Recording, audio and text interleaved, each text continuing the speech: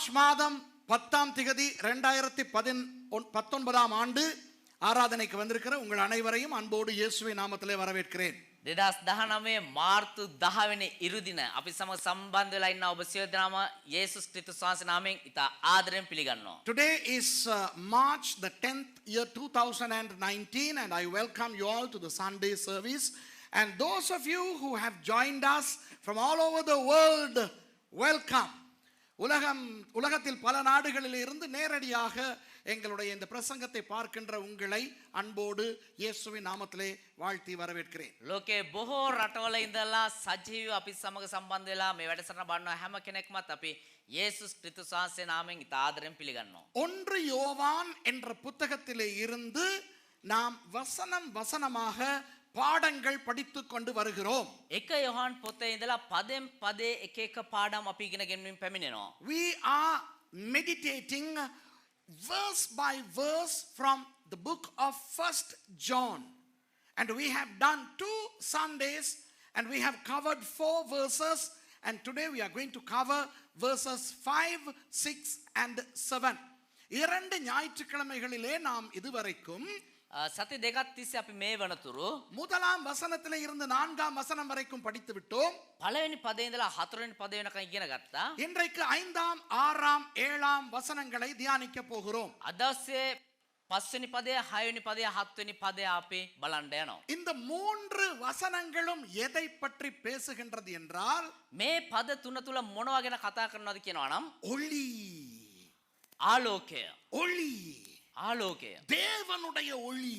දෙවියන් වහන්සේගේ ආලෝකය. இந்த 3 வசனங்களிலும் தேவனுடைய ஒளியை பற்றி யோவான் 3 முக்கியமான காரியங்களை நமக்கு கற்றுக் கொடுக்கிறார். මේ පද තුන තුල දෙවියන් වහන්සේගේ ආලෝකය පිළිබඳව යෝහාන් කාරණා තුනක් ඉතා වැදගත් ලෙස අපිට ප්‍රකාශ කරනවා. The theme of these 3 verses, namely verses 5, 6 and 7, is light.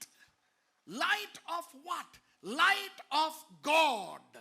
இப்போ தேவன் ஒளி இந்த இரண்டையும் நாம் கொஞ்சம் ஒப்பிட்டு பார்க்கும்போது දැන් දෙවියන් වහන්සේ සහ ආලෝකය කියන මේ කාරණා දෙක අපි පොඩ්ඩක් සමාන කරලා බලද්දී இந்த வெளிச்சம் என்பது நமக்கு தெரிந்த ஒன்று.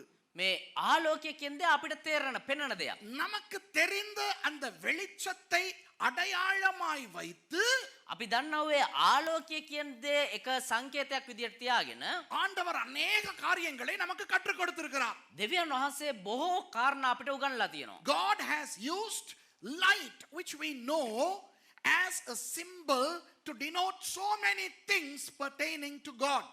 இப்போ வெளிச்சத்தின் அருமை எப்பொழுது தெரியுமா?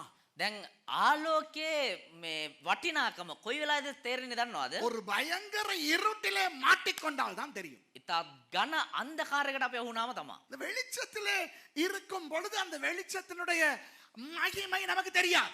එතකොට අපි ආලෝකයේදී ආලෝකයේ තියෙන වටිනාකම ඒ තරම් අපිට තේරෙන්නේ නැහැ. When we are in the light, we don't realize the importance and significance of light until we are hit by darkness.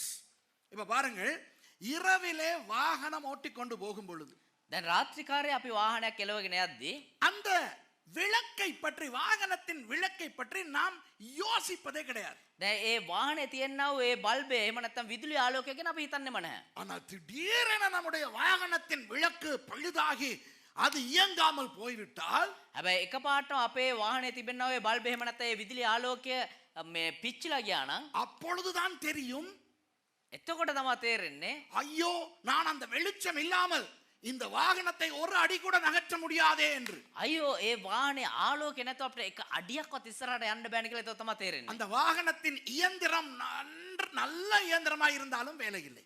ඒ වාහනේ யந்திர යන්ත්‍රය හොඳ යන්ත්‍රයක් විදියට තිබුණත් අපිට වැඩක් නැහැ. அந்த வாகனம் ஒரு விலை உயர்ந்த வாகனமாக இருந்தாலும் வேலை இல்லை. ඒ වාහනේ තා මිල අධික වාහනයක් වුණත් අපිට වැඩක් නැහැ. அந்த வாகனம் அழகான பூச்சு பூசப்பட்ட வர்ணங்களால் பூசப்பட்ட ஒரு அழகான வாகனமாக இருந்தாலும் பிரயோஜனம் இல்லை. පාට පාට ගාපු ඉතා ලස්සන වාහනයක් වුණත් ඒ වාහනෙන් අපිට පළක් නැහැ. அந்த வாகனத்தினுடைய இருக்கைகளை அழகாக மாற்றி மாற்றி வசதியாய் அமர முடிந்தாலும் பிரயோஜனம் இல்லை. ඒ වාහනේ තියෙනවා සීට් එහෙට මෙහෙට අපි හරව කොහොම හරි අපි පහසුකම් ඇතුව ඉඳගෙන ගියත් වැඩක් නැහැ වාහනේ. இரவிலே அந்த வாகனம் முன்னேற வேண்டுமானால் விளக்கு இருக்கத்தான் வேண்டும்.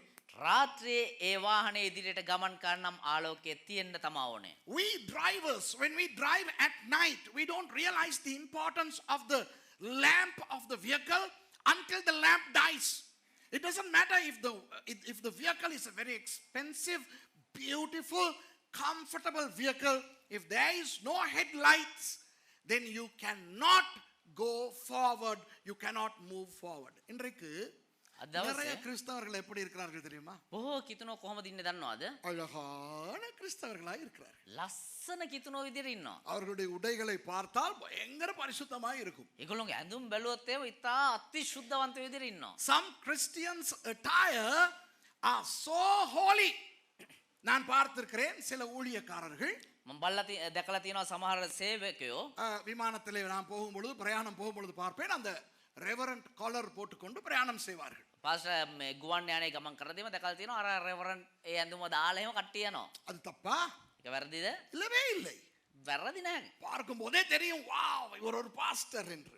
බලද්දිම පේනවා මෙයා වාව් නියම පාස්ටර් කෙනෙක් කියලා. Some priests, some pastors wear their reverend collar, ordination collar when they travel, and when we look at them we know that they are pastors. சில கிறிஸ்தவர்களை பார்த்தால் සමහර කිතුනෝ දැක්කනම් அவர்கள் உடை அணிந்திருக்கிற விதம் ඒගොල්ලෝ මේ ඇඳුම් ඇඳන් ඉන්න විදිහ அவர்கள் வேதத்தை சுமந்து கொண்டு போகிற விதம் ඒගොල්ලෝ මේ බයිබලේ දරාගෙන ගමන් කරන විදිහ பார்த்த உடனே சொல்லிவிடலாம் கிறிஸ்தவர்கள் என்று. බලපු ගමන් කියන්න පුළුවන් මෙයා කිතුනුවෙක් කියලා. So when we look at some Christians, the way they have they are wearing and the way they carry the Bible, we can say immediately they are Christians.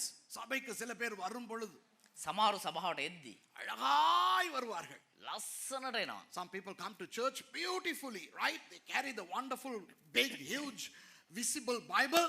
நல்லா எல்லாருக்கும் தெரியற மாதிரி பெரிய பைபிளோட வருவாங்க. හැමෝටම පේන විදිහට ලොකු බයිබලයක් එක්ක එනවා. சில பேர் வாயை திறந்தாலே பரிசுத்தம் எல்லாம் வடியும் ஒழுகும். සමහරු කට ඇරියනම් ශුද්ධකම හැම මේ කටපල්ලේ වැක්කිරෙනවා. When some people open their mouths, the holiness drips, you know.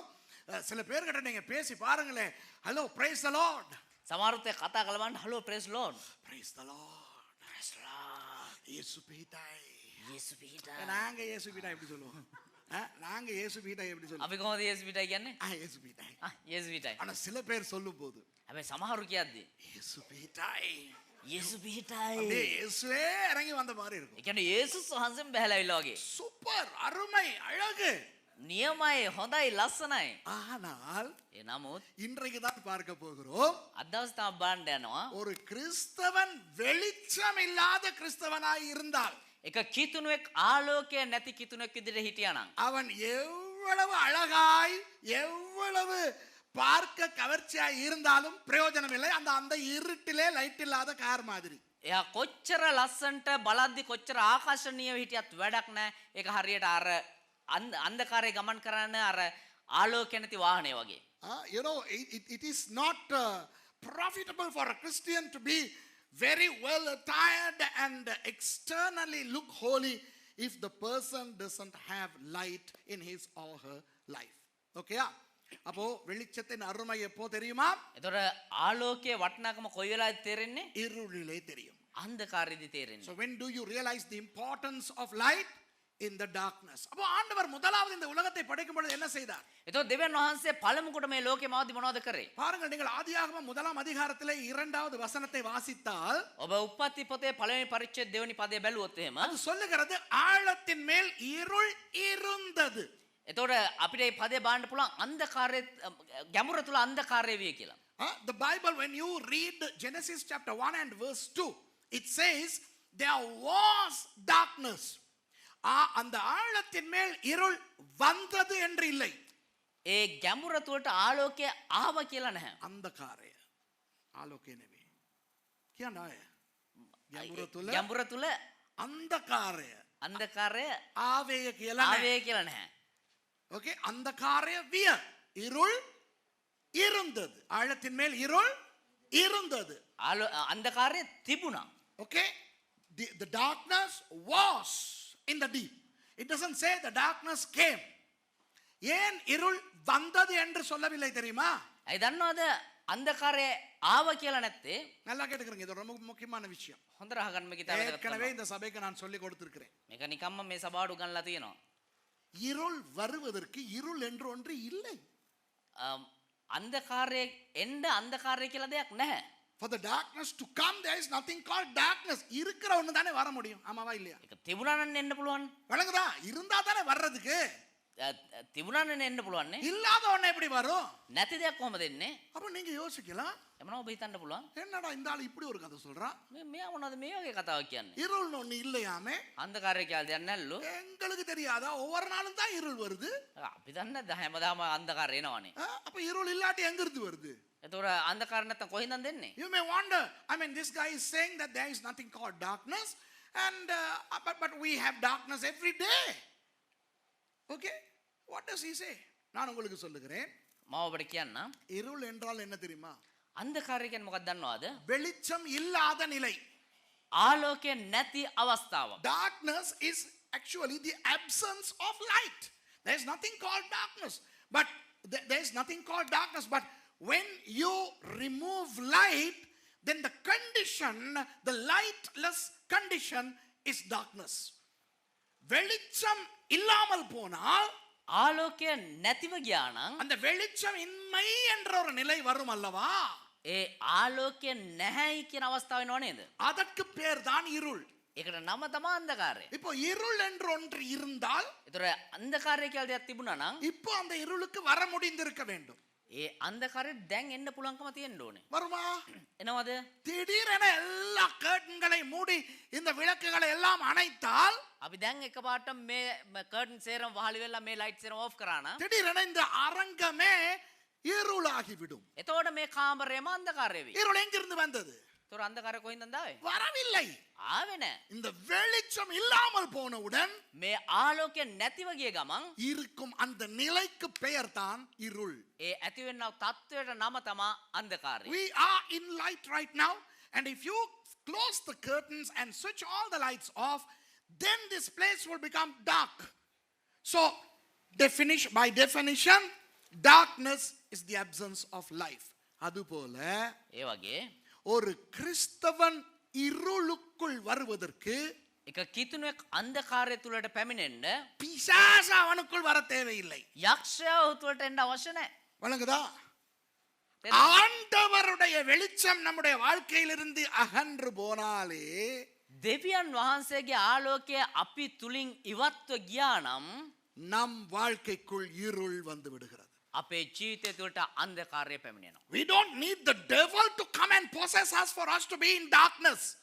If we lose the light of God in our lives, then we become dark, people living in darkness. அதனால் ඒ නිසා இன்றைக்கு ஒரு விதமான கிறிஸ்தவர்கள் உண்டு. එක විදිහක ක්‍රිතුරුවන් ඉන්නවා. அவர்களுக்குள்ளே பிசாசு இல்லை. ඒගොල්ලෝ ඇතුලේ යක්ෂයා නැහැ. விளங்குதா? அவர்களை பிசாசு பிடித்தில்லை. ඒගොල්ලෝම යක්ෂයා අල්ලගෙන නැහැ. ஆனால் නමුත් தேவ ஒளி அவர்களுக்குள்ளே இருந்து போய் விட்டபடியினால் දෙවියන් වහන්සේගේ ආලෝකය ඒගොල්ලෝ තුලින් ඉවත්ව ගිය නිසා அவர்கள் இருளில் நடக்கிறார்கள். ඒගොල්ලෝ අන්ධකාරයේ හැසිරෙමින් ඉන්නවා. ஆனால் அந்த லைட் இல்லாத காரை போல අර ලයිට් නැති කාර් එක වගේ அவர்கள் அழகாக இருக்கிறார்கள். ඒගොල්ලෝ ලස්සනට ඉන්නවා. நல்ல வசதியாக இருக்கிறார்கள். හොඳ සැප පහසුමත්ව ඉන්නවා. ஐஸ்வர்யமாக இருக்கிறார்கள். හොඳ ආශ්චර්යමත්ව ඉන්නවා. නෑ පොහොසත්ව ධනවත්ව ඉන්නවා. You know, some Christians, they like that car without lights. They are beautiful on the exterior, comfortable on the interior, and they are very expensive by value, but they are stagnant. ஒரு இடத்திலே இறுகி போயிருக்கிறார்கள். හැබැයි එක තැනක ඒගොල්ලෝ හිර වෙලා ඉන්නවා. கிறிஸ்தவன் என்றால் யார்? කිතුණෝ කියන්නේ කවුද? ஒரு பிரயாணி, மகியேக். பிரயாணி, a Christian is a traveler. இங்க தான் பாடுவோமே இருந்த வாக்குல என்ன பாடுவோம்? අපි මේ ඉඳලා හිටලා ගායනා කරනවා. அக்கறைக்கு யாத்திரை செல்லும் என்ன செய்யும் விசுவாசி நான் இத்தர கராயன மகியே குமங். We sing a song here that we are passengers. அப்ப பிரயாணி என்ன செய்ய வேண்டும்? ඒතර මගියෙක් මොනවද කරන්න ඕනේ? ஒரு இடத்துல நின்றுகிட்டே இருக்க முடியுமா? එක තැනක එහෙම හිටගෙන ඉන්න පුළුවන්ද? கண்டியில போயிட்டு கொழும்பு பஸ் ஸ்டாண்ட்ல நின்றுகிட்டே இருந்தா கொழும்புக்கு போவீங்களா? නුවරට ගිහිල්ලා කොළඹ බස් ස්ටෑන්ඩ් එකේ හිටගෙන හිටියොත් එහෙම කොළඹට යවේද? If you go to Kandy and stand in the Colombo bus station, will you reach Colombo? No, you got to progress. You got to move. நீங்க போகணும், நீங்க நடக்கணும், முன்னேறணும். ඔබ යන්න ඕනේ, ඔබ ඇවිදින්න ඕනේ, එහෙම නැත්නම් ඔබ ඉදිරියට ගමන් කරන්න ඕනේ. நிறைய கிறிஸ்தவர்கள் எப்படி தெரியுமா? බොහෝ කිතුනෝ කොහොමද දන්නවද? ரொம்ப பெருமதியான வசதி எல்லாம் இருக்கப்பா. බොහෝ වටිනාකම යුක්ත සැප සම්පත් එහෙම තියෙනවා. பெரிய வசதியான சர்ச் எல்லாம் இருக்கு. ලොකු හොඳ විශාල සභා එහෙම තියෙනවා. விளங்குதா? சொந்த சபை இருக்கு. ඒක තමුන්ගෙම කියන සභාවක් තියෙනවා. சொந்த நாற்காலி எல்லாம் இருக்கு. තමුන්ටම කියලා පුටු තියෙනවා. பெரிய மல்டிமீடியா ப்ரொஜெக்டர் எல்லாம் போட்டிருப்பாங்க. ලොකු මේ මල්ටිමීඩියා ප්‍රොජෙක්ට් ආරම්භණම් දාලා තියෙනවා. ஃபேன் எல்லாம் இருக்கு, ஏர் கண்டிஷன் எல்லாம் இருக்கு. ෆෑන් තියෙනවා, මේ AC කරලා තියෙනවා. ஜானமும் இருக்கு. සෙනගත් ඉන්නවා. ஆனால் ஒளி இல்லை. හැබැයි ආලෝකය නැහැ. எப்படி தெரியுமா இருக்கு? කොහොමද දන්නවත් තියෙන්නේ? ராத்திரி நேரம் ரோட்ல நிப்பாட்டி வச்சிருக்கிற கார் மாதிரி இருக்கு. රාත්‍රියේ නවත්තලා තියෙන එක කාර් එකක් වගේදී. Some churches are very expensive. You know, they have all the accoutrements in the church and they don't have the light of God. And these churches are stagnated just like a vehicle at night stagnated on the road. Okay? ஆனால் சில சபைகள் இருக்கின்றன. එනමුත් සමහර සභා තියෙනවා. ஒண்ணுமே இல்ல. කිසිම දෙයක් නැහැ. சொந்த கட்டடம் இல்ல. තමුන්ටම කියලා මේ ගොඩනැගිල්ලක් නැහැ. உட்கார்றதுக்கு ஒழுங்கா பாய் கூட இல்ல. ඉඳ ගන්න හරියට පැදුරුවක් නැහැ. ஆனால் அவர்கள் ஒளியிலே இருக்கும்போது හැබැයි ඔවුන් ආලෝකයේ ඉද්දී முன்னேறி போகிறார்கள். ඔවුන් ඉදිරියට යමින් සිටිනවා. யோசிச்சு பாருங்க, ஒரு 1 கோடி ரூபாய் பெறுமதியான ஒரு வாகனம் හිතලා බලන්න කෝටියක් වටින එක වාහනයක් இரவு நேரத்திலே லைட் இல்லாம ரோட்ல நிப்பாட்டி வச்சிருக்குது. රාත්‍රී කාලේ ලයිට් නැතුව පාරේ නවත්තලා තියෙනවා. Imagine a very expensive $10,000, not 10,000, $100,000 car is stagnated at night in the road, okay? அந்த நேரத்துல ඒ වෙලාවේ ஒரு பழைய புஷ் பைசிக்கிள் එක පරණ මේ පාපැදියක් அந்த டைனமோ மூலமா ஒரு லைட்டை போட்டுக்கிட்டு அவர் மெதுவா விசில் அடிச்சுக்கிட்டு போறாரு. அவர் அந்த காரை ஓவர்டேக் பண்ணிக்கிட்டு போயிடுவார். போவாரா இல்லையா? අර ඩයිනෝමෝ එකේ අර චූටි ලයිට් එකෙන් යා විසිල් එකකුත් ගාගෙන ලස්සනට පැදගෙන යනවා. அவர் இதை ஓவர்டேக் பண்ணிக்கிட்டு போவாரு. මීට යාර වාහනේ ඉස්සර කරගෙන යනවා. அவ உள்ளுக்கு இருக்கிறவரு ඒතර ඇතුලේ ඉන්න කෙනා அங்க பாரு, අර බලන්න. அந்த சைக்கிள்ல எவனாவது ஏறுவானா? அட சைக்கிளே கவுராரி நகியுது. இதெல்லாம் ஒரு வாகனமா? මේව වාහනද? நாங்க பாரு எப்படி வாகனத்துல இருக்கு. බලන්න අපි කොහොම මේ වාහනයකද ඉන්නේ කියලා. நீ வாகனத்துக்குள்ள ஒரே இடத்துல உட்கார்ந்து இருக்கிற. ඔබ වාහනේ ඇතුලේ එකම තැන ඉඳගෙන ඉන්නවා. அவன் போறான். එයා යනවා. போறது முக்கியமா நிக்கிறது முக்கியமா பிரயாணிக்கு? යන එක වැදගත්ද මගියට? එහෙම නැත්නම් එක තැන ඉන්න එක වැදගත්ද? And there is a poor man on a small bicycle, old bicycle with a little light, and he overtakes that stagnated vehicle and he goes. Christians are passengers. They need to be progressing. கிறிஸ்தவர்கள் பிரயாணிகள், அவர்கள் முன்னே போய் கொண்டே இருக்க வேண்டும். කිතුනෝ කියන්නේ මගියෝ එහෙම නැත්නම් ගමන් කරන ඒගොල්ලෝ ඉදිරියට ගමන් කරමින් සිටිය යුතුයි. விளங்குதா? முன்ன போறதுக்கு என்ன வேண்டும்? ඉදිරියට යන්න මොනවද අවශ්‍ය? வெளிச்சம் வேண்டும். ආලෝකය අවශ්‍යයි. அப்ப நீங்க கேட்கலாம், ඒතර ඔබ හිතන්න පුළුවන් நாங்க பகல்ல போவோமே, අපි දවල් යන්නකෝ. ஏன் ராத்திரிக்கு போவோம்? ඇයි රාත්‍රියට යන්න ඕනේ? நாங்க ராத்திரி ரெஸ்ட் எடுப்போமே. අපි රාත්‍රියට විවේක ගන්නවානේ. நாங்க ராத்திரி பிரயாணங்கள் வச்சிருக்க மாட்டோமே. අපි රාත්‍රියට ගමන් බිමන් තියාගන්නේ නැහැ எங்களுக்கு නේ. லைட் பல்ப் தேவையில்லையே. අපිට ලයිට් බල්බ් අවශ්‍ය නැහැ නේ. நாங்க பகல்ல போவோமே. අපි දවල් යනවානේ. So some people can say, okay, we will travel during the day. We will rest at night. Why do we have to break sleep and travel at night? We sleep at night and we travel during day. சந்தோஷம். සන්තෝෂයි. நீங்க எங்க வாழ்றீங்க? ඔබ කොහෙද ජීවත් hello, වෙන්නේ? நீங்க எங்க வாழ்றீங்க? ඔබ කොහෙද ජීවත් වෙන්නේ? உலகத்துல வாழ்றீங்க. මේ ලෝකයේ තුල ජීවත් වෙන්නේ. ஆனா சில பேருடைய நடத்தை பார்த்தா பரலோகத்துல வாழ்ற மாதிரி தான் இருக்கு. හැබැයි සමහරුන්ගේ හැසිරීම බැලුවා නම් මේ ස්වර්ගයේ ජීවත් වෙනවා වගේ තමයි ඉන්නේ. ஆனா உண்மையில நீங்க எல்லாம் பூமியில தான் இருக்கிறீங்க. හැබැයි ඇත්තටම පොළවේ තමයි ජීවත් වෙන්නේ. சில பேரை பார்த்தா அவங்களோட கால் தரையில படாது. සමහරු බැලුවා නම් මේගොල්ලෝ කකුල් යටිපතුල් වදින්නේ නැහැ පොළවේ. அவங்க சும்மா பறந்துகிட்டு தான் இருப்பாங்க. ඒගොල්ලෝ නිකන් මේ පාවේගෙන තමයි ඉන්නේ. கண்டிருக்கீங்களா? சில கிறிஸ்தவங்க எப்பயுமே பறந்துகிட்டு தான் இருப்பாங்க. දැකලා තියෙනවා සමහර කිතුනේ පාවේගෙන තමයි හැමතිස්සෙම ඉන්නේ. ஆனா நீங்க யாரும் பறக்கல. හැබැයි ඔබ කවුරුත් මේ පාවෙන්නේ නැහැ. இவங்க ஏன் தாங்க பறக்கிறோம்னு நினைக்கிறாங்க தெரியுமா? ඇයි මේගොල්ලෝ අපි පාවෙනවා කියලා හිතන්නේ දන්නවද? அவங்க இப்படியே தான் இருப்பாங்க. ඒගොල්ලෝ ඔහොම තමයි ඉන්නේ. கொஞ்சம் குனிஞ்சி பாருடி. පොඩ නැවිලා බලපන්. தரையில நிக்க நிக்கிறேனா පොළොව ඉන්නේ අපි. தரையில தான் நிக்கிறோம். පොළොව තුල තමයි ජීවත් ஆனா වෙන්නේ. பறக்கிற மாதிரி நினைக்கிறோம். හැබැයි පාවෙනවා කියලා හිතාගෙන ඉන්නවා. எங்க வாழ்றோம்? කොහෙද ජීවත් වෙන්නේ? பூமியில வாழ்றோம். මේ පොළොව තුල ජීවත් වෙන්නේ. Where do we live? Are we flying in the sky? Are we living in heaven or paradise? We are living on earth. உலகம் எப்படி இருக்கிறது? உலகம் வெளிச்சத்துல இருக்கிறதா இருளிலே இருக்கிறதா நீங்க சொல்லுங்க. ලෝකය කොහොමද තින්නේ? ලෝකය ආලෝකය තුල තිබෙනවද අන්ධකාරය තුල තිබෙනවද? ஹலோ சொல்லுங்க. இருளிலே இருக்கிறது. ஆமாவா இல்லையா? අන්ධකාරය තුල තිබෙන්නේ. உலகம் பாவ இருளில் இருக்கிறது. ලෝකය ඇවිල්ලා පාපේ කියන අන්ධකාරය තුල තිබෙන්නේ. The world is in the darkness of sin. அப்போ பாவ உலகில் வாழும் நாம் இருளிலே தானே இருக்கிறோம். එහෙමනම් පාපය කියන අන්ධකාරය කියනවා මේ ලෝකෙ තුල ජීවත් වෙන අපි ආලෝකයේ නේද ජීවත් அப்போ நாம் பிரயாணம் பண்ணுவதற்கு එහෙමනම් අපිට ගමන් කරන්න நமக்கு உள்ளே வெளிச்சம் வந்தால் போதாது. අපි තුලට ආලෝකය ආවා විතරක් මදි. வெளிச்சம் அடித்து கொண்டு போக வேண்டும். சரியா? ආලෝකයක් අල්ලගෙන තමයි අපි යන්න ඕනේ. Since we are living in a dark world, a world full of darkness of sin, even if we have light inside, we need external light to progress. இப்ப அந்த நிப்பாட்டி வச்சிருக்கிற கார்ல දැන් අර නවත්තලා තියෙන කාර් එකේ உள்ளுக்கு லைட் எரியுது. ඇතුලේ ලයිට් පත් වෙනවා. ஆமாவா இல்லையா? சில வாகனங்கள் உள்ளுக்கு லைட்ல நல்லா இருக்கு தானே? දැන් සමහර වාහනවල ලයිට් ඇතුලේ ලස්සනට තියෙනවා. உள்ளுக்கு இருக்கிற லைட்டை போட்டுக்கிட்டு பிரயாணம் பண்ண முடியுமா? දැන් ඇතුලේ තියෙන ලයිට් එක දාගෙන ගමන් කරන්න පුළුවන්ද? The vehicles have lights inside, but that light is not enough for us to move. ஆகவே கிறிஸ்தவர்கள் உள்ளே வெளிச்சம் வந்து போதாது. එනිසා කිතුණුවන්ට ඇතුලේ විතරක් ආලෝකය ඇවිල්ලා මදි. நமக்கு வெளியே வெளிச்சம் வேண்டும். பாவ இருளான உலகத்திலே முன்னேறி போவதற்கு. விளங்குதா? අපේ එළියෙත් ආලෝකය තියෙන්න ඕන මේ පාපේ කියනවා මේ ලෝකයේ තුල ඉදිරියට ගමන් කරන්න. So it is insufficient for Christians to have light inside. We need to have external lights to make us move. இப்போ வசனங்களை பார்ப்போம். දැන් වචනේ දිහා බලමු. ஐந்தாவது வசனம் எதை காட்டுகிறது தெரியுமா? පස්වෙනි පදය මොකද්ද පෙන්වන්න දන්නවද? தேவனுடைய ஒளி என்று காட்டுகிறது. දෙවියන් වහන්සේගේ ආලෝකය පිළිබඳ කතා කරනවා. Verse 5 talks about the light of God.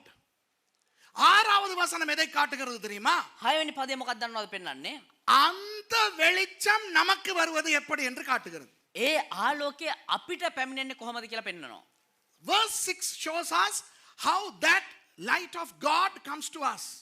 ஏழாவது வசனம் எதை காட்டுகிறது தெரியுமா? 7 වෙනි පදය මොකක්ද දන්නවද පෙන්වන්නේ?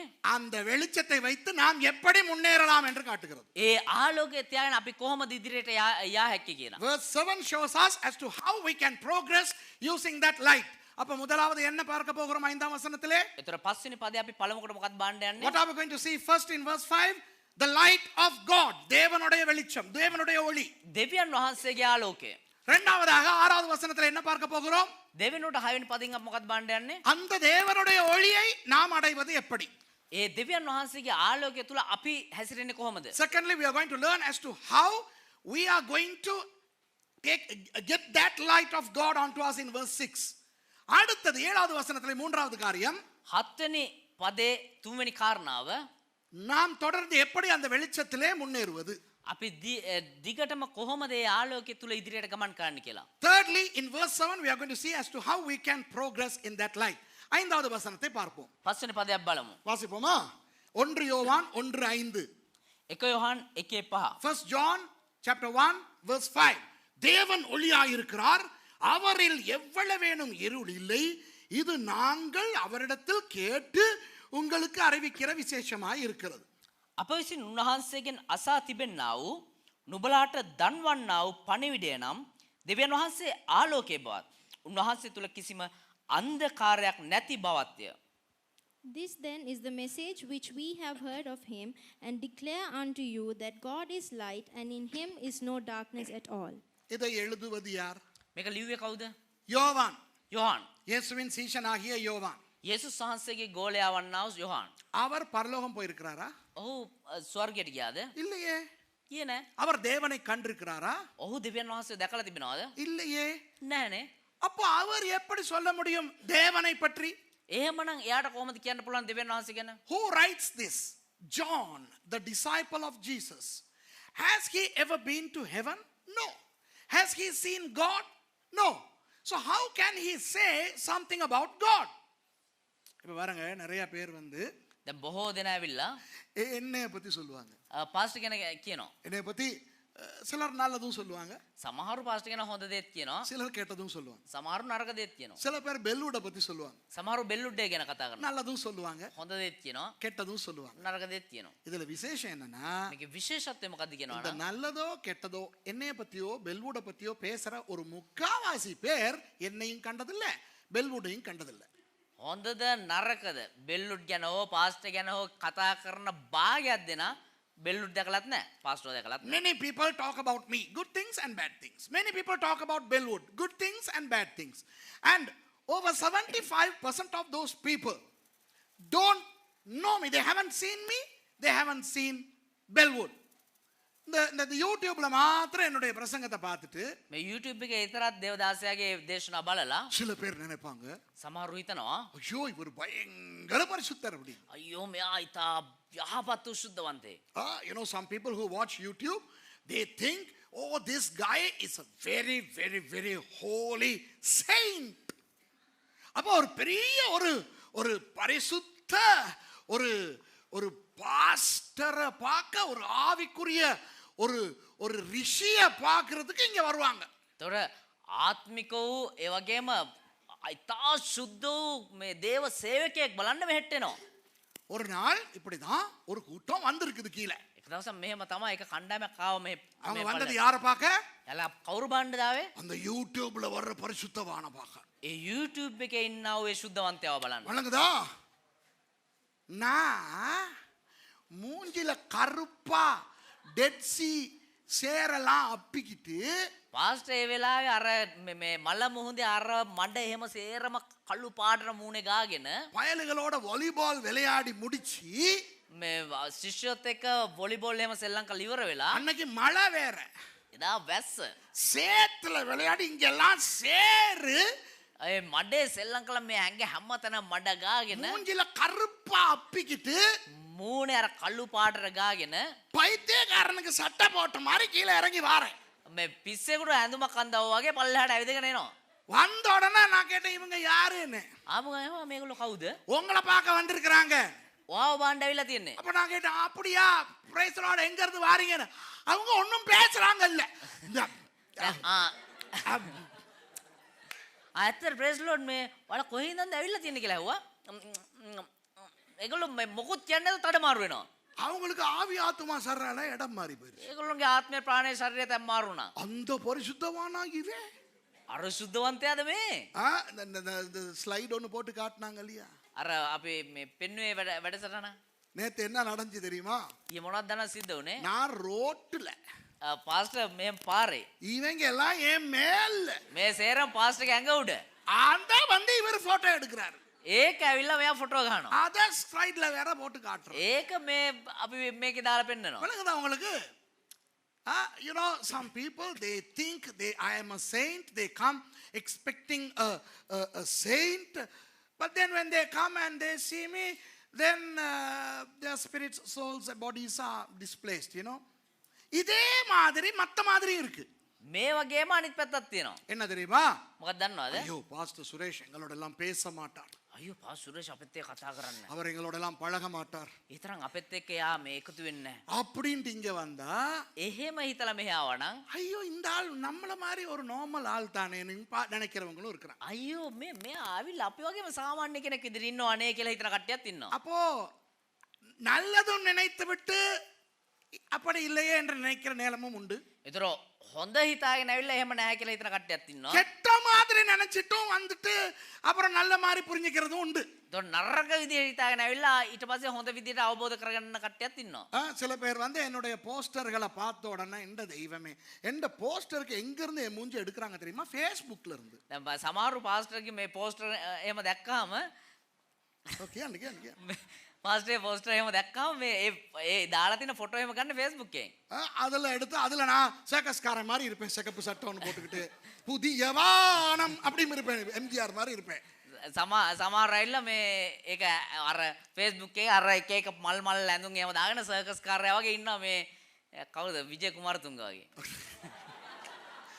அத பார்த்துட்டு இவன் எல்லாம் ஒரு ஊழியக்காரனா அப்படின்னு நினைச்சிட்டு நேர்ல என்னைய பார்த்துட்டு இவன் ஊழியக்காரன் தானே மனம் திரும்பினவங்களும் உண்டு. එතකොට මේ කවුද මේ සේවකයෙක්ද කියලා හිතාගෙන ඇවිල්ලා ඇත්තටම දැකලා ඇත්තටම මෙයා හොඳ සේවකයෙක් නේ කියලා පසුතැවෙන උන කට්ටියක් ඉන්නවා. அப்போ ஒரு இடத்தை பற்றி ஒரு ஆளை பற்றி ஏதாவது சொல்ல வேண்டும் என்றால் එක පුද්ගලයෙක් ගැන එහෙම නැත්නම් එක ස්ථානයක් ගැන මොනවා හරි දෙයක් කියන්න අවශ්‍ය නම් அந்த இடத்தை போய் பார்க்க வேண்டும். ඒ තැනට ගිහිල්ලා බලන්න ඕනේ. அந்த ஆளை போய் பார்க்க வேண்டும். ඒ පුද්ගලයාව ගිහිල්ලා හම්බෙන්න ඕනේ. If you are going to comment about a person or a place, you got to go and see that place and you got to go and see the person.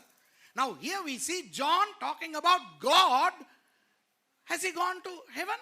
Has he seen God? இங்கு வந்து யோவான் தேவனை பற்றி பேசுகிறார். මෙතන ඇවිල්ලා යෝහන් දෙවියන් වහන්සේ ගැන කියනවා.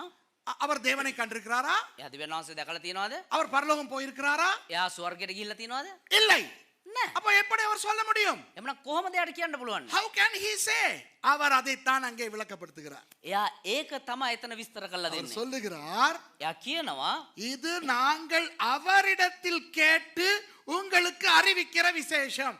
අපි විසින් උන්වහන්සේගෙන් අසා තිබෙන්නා වූ නුඹලාට දන්වන්නා වූ පණිවිඩය නම්. John is saying that we have heard this from him and we are explaining to you. அப்போ அவரிடத்தில் கேட்டு நல்லா கவனிங்க. ඒතර උන්වහන්සේගෙන් අසා நாங்கள் அவரிடத்தில் கேட்டு. අපි උන්වහන්සේගෙන් අසා யார் அந்த அவர்? කවුද අරයා කියලා தேவன். දෙවියන් වහන්සේ. He says we have heard this from him. Who is he? God. தேவன் ஒளியா இருக்கிறார். දෙවියන් වහන්සේ ආලෝකයව සිටිනවා. அவரிடத்தில் எவ்வளவேனும் இருள் இல்லை. උන්වහන්සේ තුල කොයිම ආකාරයකවත් අන්ධකාරය නැහැ. அது எங்களுக்கு எப்படி தெரியும்? ඒක අපිට කොහොමද දන්නේ? அவரே எங்களுக்கு சொல்லி இருக்கிறார். උන්වහන්සේම අපිට කියලා තියෙනවා. You must understand this, okay? Now John is saying God is light, okay, and there is no darkness in him.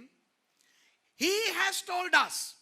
அவர் எங்களுக்கு சொல்லி இருக்கிறார். උන්වහන්සේ අපිට කියලා තියෙනවා. அவர் எப்படி சொன்னார்? උන්වහන්සේ කොහොමද කිව්වේ? தரிசனத்திலே சொன்னாரா? දර්ශනෙන් කිව්වද? சொப்பனத்திலே சொன்னாரா? සිහිනෙන් කිව්වද? தீர்க்க தரிசனமாய் சொன்னாரா? අනාගත වාක්‍යයක් විදිහට කිව්වද? இல்லை. නැහැ. அவர் நேரடியாக வந்து சொல்லி இருக்கிறார். උන්වහන්සේ කෙලින්ම ඇවිල්ලා කියලා තියෙනවා. அப்போ அந்த அவர் யார்? එතකොට ඒ උන්වහන්සේ කියන්නේ කවුද? இயேசு. යේසුස් වහන්සේ. அப்போ இந்த வசனத்திலே யோவான் என்னத்தை காட்டுகிறார்? එතකොට මේ වචනේ තුල යෝහන් කාවද පෙන්වන්නේ? அந்த தேவன் ඒ දෙවියන් වහන්සේ இயேசு.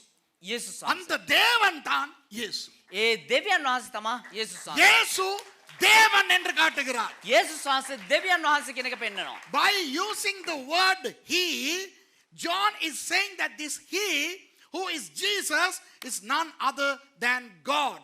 So 1 John 1:5 is a divine verse. ஆகவே 1 யோவான் 1:5 ஒரு திவ்ய வசனம். ඒ නිසා 1 යෝහන් 1:5 ඇවිල්ලා එක දිව්‍යමය වූ පදයක්. தேவன் மனிதனாய் வந்ததை காட்டுகிற ஒரு வசனம்.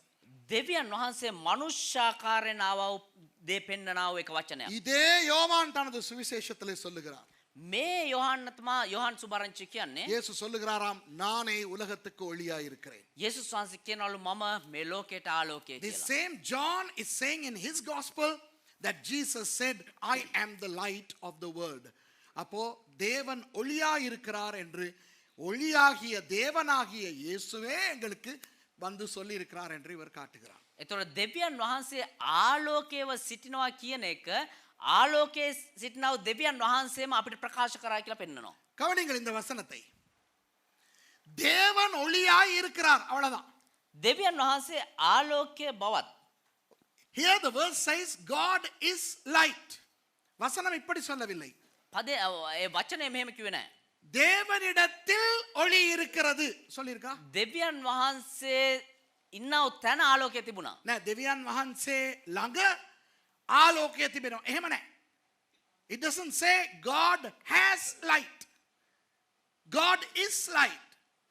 இப்போ இந்த இடத்துல நாம் கிறிஸ்தவர்கள் இருக்கிறோமே, දැන් මේ ස්ථානයේ කිතුනෝන අපි ඉන්නවනේ. நாம் ஒளியா? අපි ආලෝකයේද? இல்ல.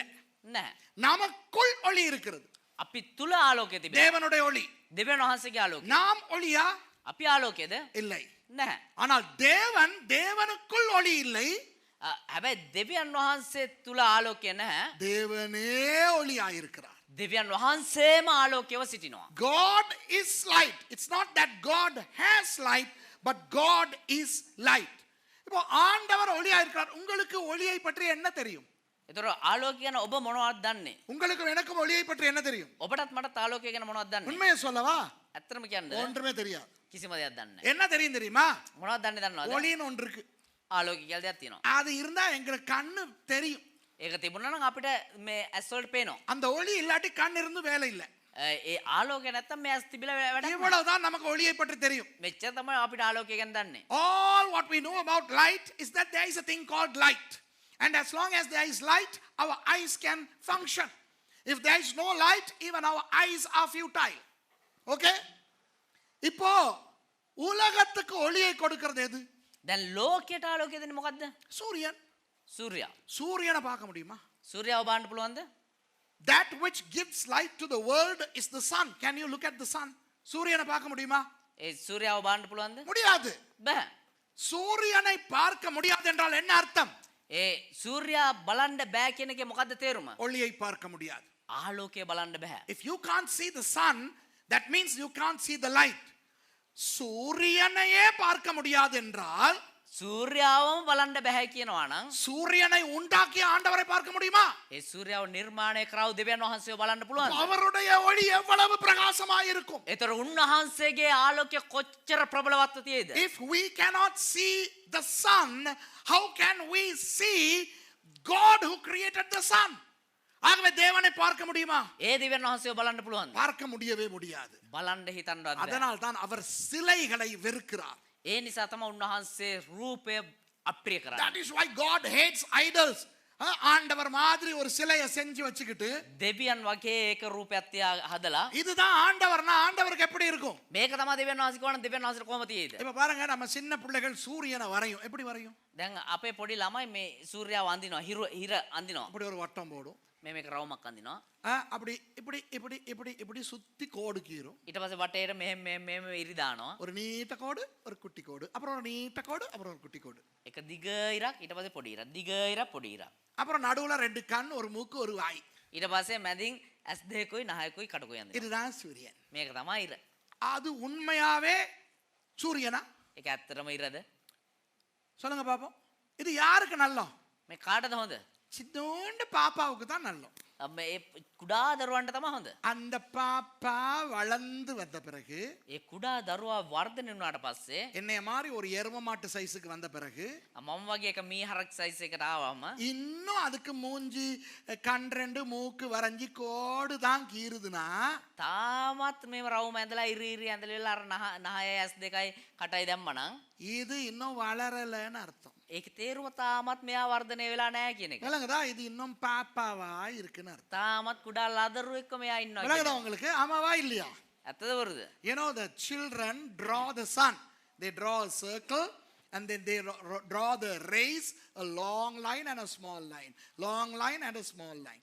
And then they draw eyes, nose and the mouth. Okay, the sun apparently has a face. But when the child grows up to become a man or a woman, the child should not try to draw the sun. பெரியவங்க சூரியனை வரைய முடியுமா? ලොකුවට සූර්යාව අඳින්න පුළුවන්ද? முடியாது இல்லையா?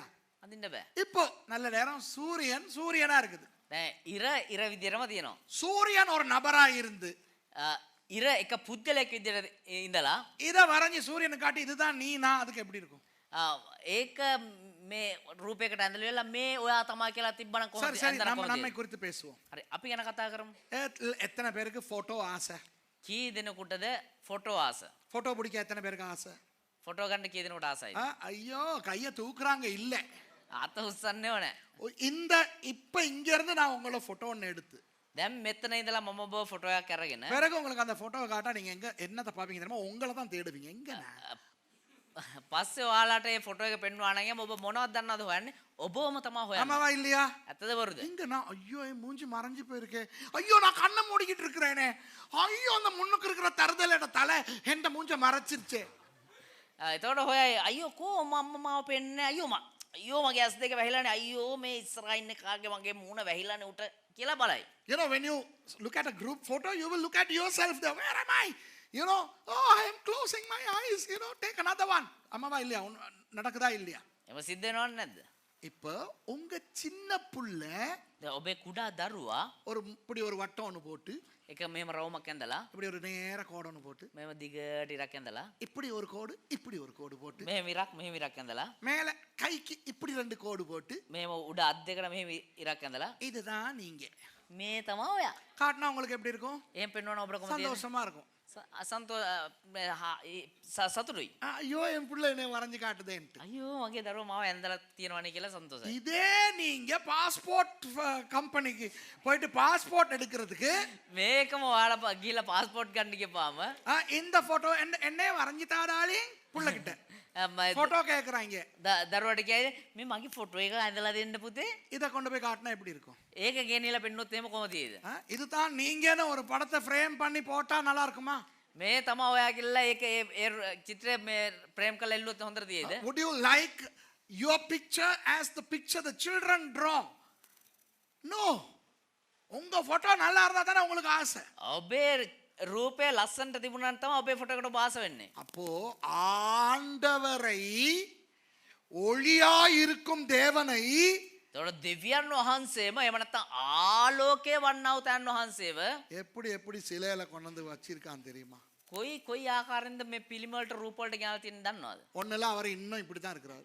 සමහරලා තාමත් මෙහෙම තමයි ඉන්නේ. 2000 வருஷமா அவர் ஆணியே கலட்டல. මේ 2000ක් තිස්සේම මේ ඇන ගලවලා නැහැ. இவர்கிட்ட போயிட்டு நாதா என்னை காப்பாற்றும். මෙයා ගාවට ගිහලා ස්වාමිනී මාව ආරක්ෂා ගන්න. அவர் சொல்லுவாரு එයා කියයි என்னையே காப்பாத்திக்கிற வழி இல்லாம இருக்காங்க. මාව බේර ගන්න විදියක් නැතුව ඉන්නවා. விளங்குதா? ஆமாவா இல்லையா? ඇත්තද වරුද? ஏசு இப்படி இருக்கிறாரு. යේසුස් වහන්සේ මෙහෙම තමයි ඉන්නේ. You know, still today Jesus is hanging up there. இன்னொரு இயேசு இருக்காரு ஓபன் ஹார்ட் சர்ஜரி பண்ண மாதிரி இந்த இடத்துல ஒரு තව යේසුස් වහන්සේ කෙනෙක් ඉන්නවා මේ හදවත විවෘත කළා මේ ශල්‍ය කර්මයක් කළා වගේ. There is another Jesus who has gone through a bypass surgery and the doctors have not stitched it back. Operate பண்ணிட்டு வச்சி தச்சி இல்ல. ශල්‍ය කර්මයක් කළා තාම මේ මෙතන හැම එකතු කළා මහලා නැහැ. விளங்குதா? ஆமாவா இல்ல? ஆண்டவருக்கு எப்படி பைத்தியம் பிடிக்கும் இதை பார்க்கும்போது. දෙවියන් වහන්සේට මේවා බලද්දි කොහොමද කොච්චර පිස්සුවද නැද්ද? Mad God will get, okay? கோபம் வருமா வராதா? තරහ එනවද නැද්ද? ஏனென்றால் அவர் ஒளியாய் இருக்கிறார். ඒ කියන්නේ උන්වහන්සේ ආලෝකයව සිටිනවා. நமது தேவன் சிலை அல்ல. අපේ දෙවියන් වහන්සේ පිළිමයක් නෙවෙයි. நமது தேவன் ஒரு படம் அல்ல. අපේ දෙවියන් වහන්සේක රූපයක් නෙවෙයි. நமது தேவனை செதுக்க முடியாது. අපේ දෙවියන් වහන්සේව මේ හදන්න බෑ. நமது தேவன் ஒளியாய் இருக்கிறார். අපේ දෙවියන් වහන්සේ ආලෝකයව සිටිනවා. Our God is not a statue. Our God is not a picture. Our God is not anything creatable. Our God is light. ஒருவரும் சேரக்கூடாத ஒளியில் வாசம் செய்கிறவர். කිසි කෙනෙකුට ලම් වෙන්න බැරි ආලෝකයේ සිටිනව තැන් இன்றைக்கு වහන්සේ. அதை பாடணும் இல்லையா நாங்க? අපි අද ගායනා කරා. So today we sang, God dwells in the light which cannot be approached by anybody. அப்போ தேவன் ஒளியாய் இருக்கிறார். එතකොට දෙවියන් වහන්සේ ආලෝකයව සිටිනවා. அவருக்குள் எவ்வளவேனும் இருள் இல்லை என்றால் என்ன அர்த்தம்? එතකොට උන්වහන්සේත් අන්ධකාරයත් අතර නෑ උන්වහන්සේ තුල අන්ධකාරය කිසිසේක් නෑ කියලා කියන එකේ තේරුම මොකද්ද? What is the meaning behind John saying there is no darkness in God? ஒளி இல்லாத இடம் அவரில் இல்லை. ආලෝකය නැති තැන උන්වහන්සේ නැහැ. එහෙම නෙවෙයි. උන්වහන්සේ ආලෝකයක් උන්වහන්සේ තුල ආලෝකය රහිත ස්ථානයක් නැත. God is so light that there is not even a minute place in him where there is no light. விளங்குதா? இப்போ விளங்குதா உங்களுக்கு? தேவன் முழுக்க ஒளியாய் இருக்கிறார். දෙවියන් වහන්සේ සම්පූර්ණයෙන්ම ආලෝකයව සිටිනවා. முன்னே பின்னே ඉදිරිපසත් පිටුපසත්. பக்கங்களிலே ඒ වගේම දෙපසත්. மேலே கீழே ඒ වගේම ඉහළත් පහළත්. உள்ளே வெளியே ඒ වගේම ඇතුළාන්තයේත් එළියත්. முழுக்க தேவன் ஒளியாய் இருக்கிறார். සම්පූර්ණයෙන්ම දෙවියන් වහන්සේ ආලෝකයව සිටිනවා. அவருக்கு உள்ளே උන්වහන්සේ තුල ஒளி இல்லாத ஒரு இடம் கூட இல்லை. ආලෝකය නැති කිසිම ස්ථානයක් නැහැ. You know, God is full of light inside and out, up, down, on the sides, front and behind. There is not a place where there is no light. இப்போ ஒரு விளக்கை எடுத்து பாருங்கள். දැන් එක ලාම්පුවක් අරගන්න. அந்த விளக்கு எல்லா இடமும் வெளிச்சம் இருந்தாலும் அடியில வெளிச்சம் இல்ல தெரியுமா? ඒ ලාම්පුව හැම තැනටම ආලෝකය දුන්නත් ඒ අඩියේ ආලෝකය නැහැ. If you take a light, there is light all over, but there is no light in the under portion. And therefore there is darkness, absence of light. ஆகவே அந்த இடத்துல ஒளி இல்லாதபடினால் இருள் இருக்கிறது. එනිසා ඒ ස්ථානයේ ආලෝකය නිසා එතන අන්ධකාරය තිබෙනවා. தேவனுக்குள் ஒளி இல்லாத ஒரு இடமும் இல்லை. விளங்குதா? දෙවියන් වහන්සේ තුල ආලෝකය නැති කිසිම ස්ථානයක් නැහැ. இப்போ சில பேர் சொல்லுவார்கள், දැන් සමහරු කියයි, நல்லா கவனிங்க, சில பேர் සමහරු சொல்லுவார்கள், කියනවා ஒரு பெரிய வெளிச்சத்தை கண்டேன், තව විශාල ආලෝකයක් දැක්කා. அதுல இருந்து ஒரு கை மாத்திரம் வந்துச்சு. ඒකිනම් එක අතක් විතරක් ආව කියනවා. கேட்டிருக்கீங்களா இல்லையா? අහලා තියෙනවද නැද්ද? Some people have said that they saw a vision of God and there was full of light, but I saw a hand come. நீ எப்படி கையை பார்த்த? ඔබ කොහොමද අත දැක්කේ? கையிலே ஒளி இல்லை. අතේ ආලෝකය නැහැ. அதனால தான் பாத்தீங்க. ඒක නිසා තමයි දැක්කේ. அந்த வெளிச்சத்தை பார்க்க முடியல, ඒ ආලෝකය බලන්න බැරි වුණා. ஆனா அதுல இருந்து கை வந்துச்சு. හැබැයි ඒකින්දලා අතක් ආවා. I couldn't see the light. It was so bright, but there came a hand. இப்போ என்னுடைய கேள்வி, දැන් මගේ ප්‍රශ්නේ, அது ஆண்டவருடைய கையா இருந்திருக்குமானால் ඒක දෙවියන් වහන්සේගේ හස්තය වෙලා තිබුණා නම් அந்த கையும் ஒளியாய் தான் இருந்திருக்கணும். ඒ අතත් ආලෝකමත්ව තමයි තියෙන්නේ. அந்த கையையும் பார்த்திருக்க முடியாது. ඒ අතත් බලන්න බෑ. அதுல இருந்து என்ன தெரிகிறது? ඒකෙන් මොකක්ද තේරෙන්නේ? அது வெறும் தரிசனம் தான். ඒක නිකම්ම නිකන් දර්ශනයක් විතරයි. தரிசனத்திலே பார்க்கின்ற விதத்திலே அல்ல ஆண்டவர் உண்மையாக இருக்கிறார். දර්ශනයෙන් දකින ආකාරයෙන් නෙවෙයි සැබෑවටම දෙවියන් වහන්සේ ඉන්නේ. அந்த தரிசனம் பொய் என்று நான் சொல்லவில்லை. ඒ දර්ශනය බොරුවක් කියලා නෙමෙයි කියන්නේ. அந்த தரிசனத்தை எப்படி காட்டுகிறார் தெரியுமா சிலருக்கு? ඒ දර්ශනය කොයි ආකාරයෙන් දන්නව සමහරුන්ට පෙන්වන්නේ. அவர்களால் எவ்வளவு தாங்க முடியுமோ அவ்வளவுக்கு தான் காட்டுகிறார்.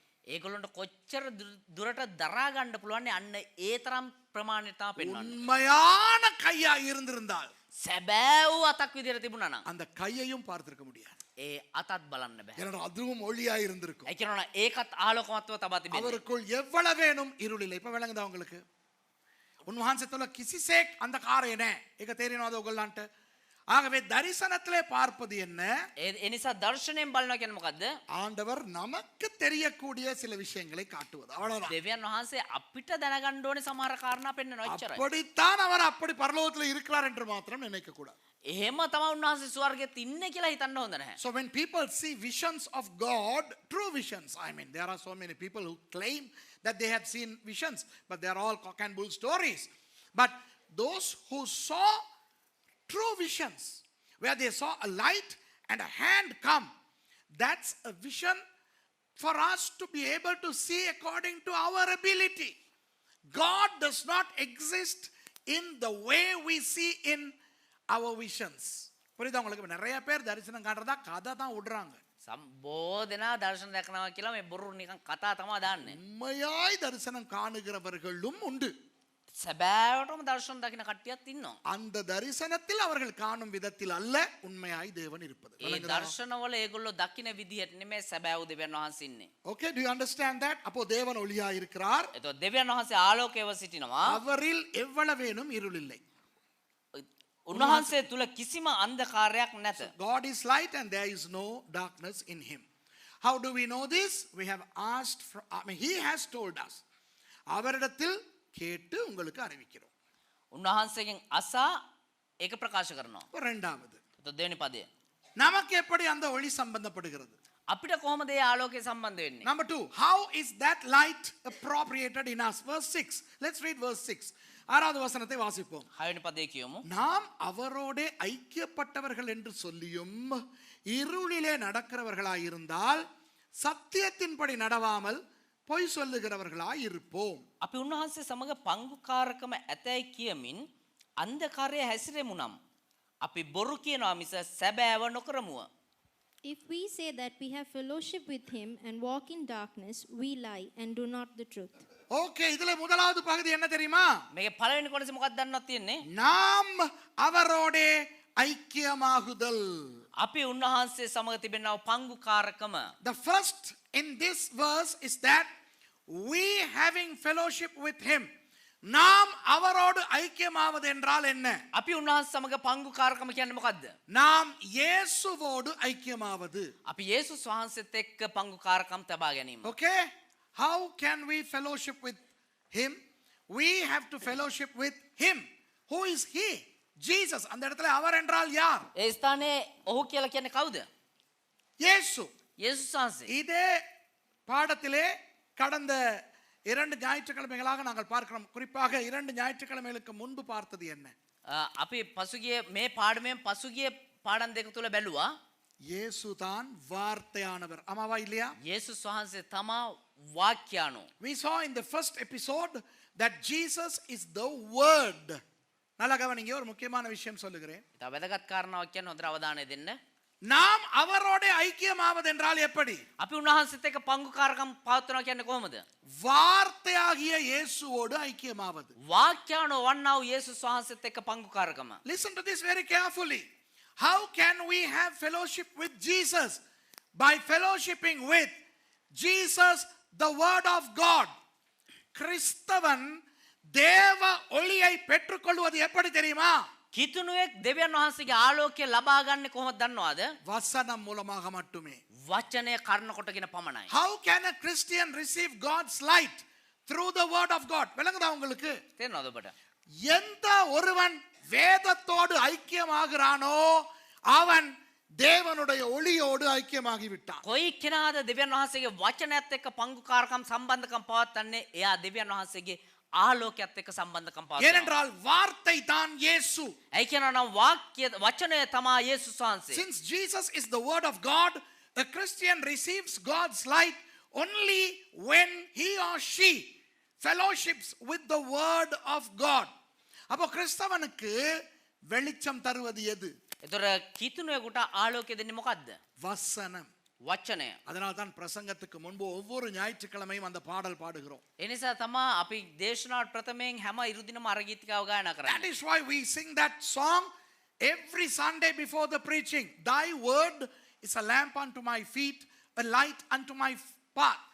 உமது தேவ வார்த்தை என் பாதத்தின் தீபமும் என் பாதைக்கு வெளிச்சமுமாயிருக்கிறது. ඔබේ වචනය මාගේ පාදයට පහනක්වත් මගේ මාර්ගයට ආලෝකයක්වත් තිබෙනවා. பிசாசு என்ன செய்கிறான்?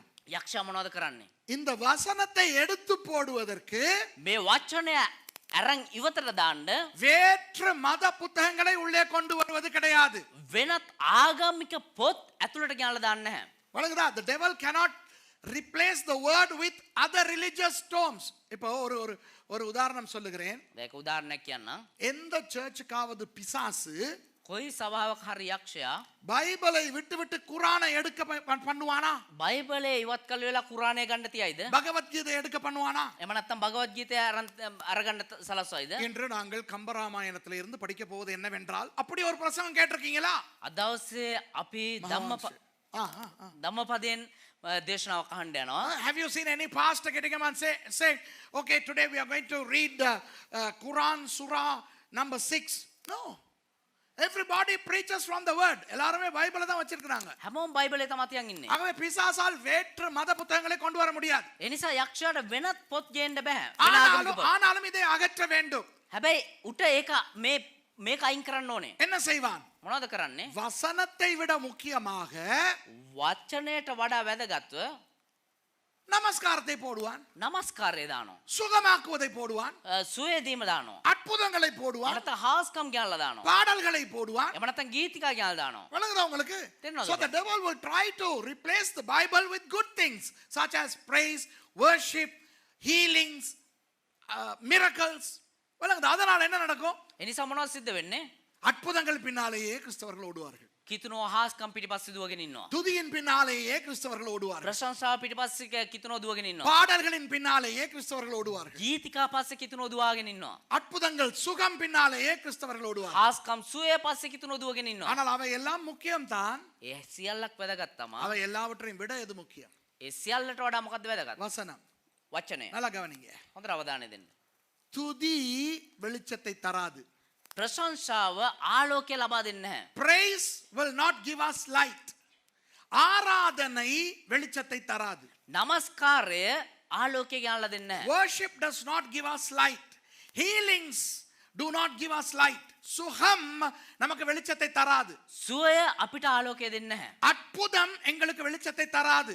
හාස්කම් අපිට ආලෝකය දෙන්නේ නැහැ. Miracles will not give us light.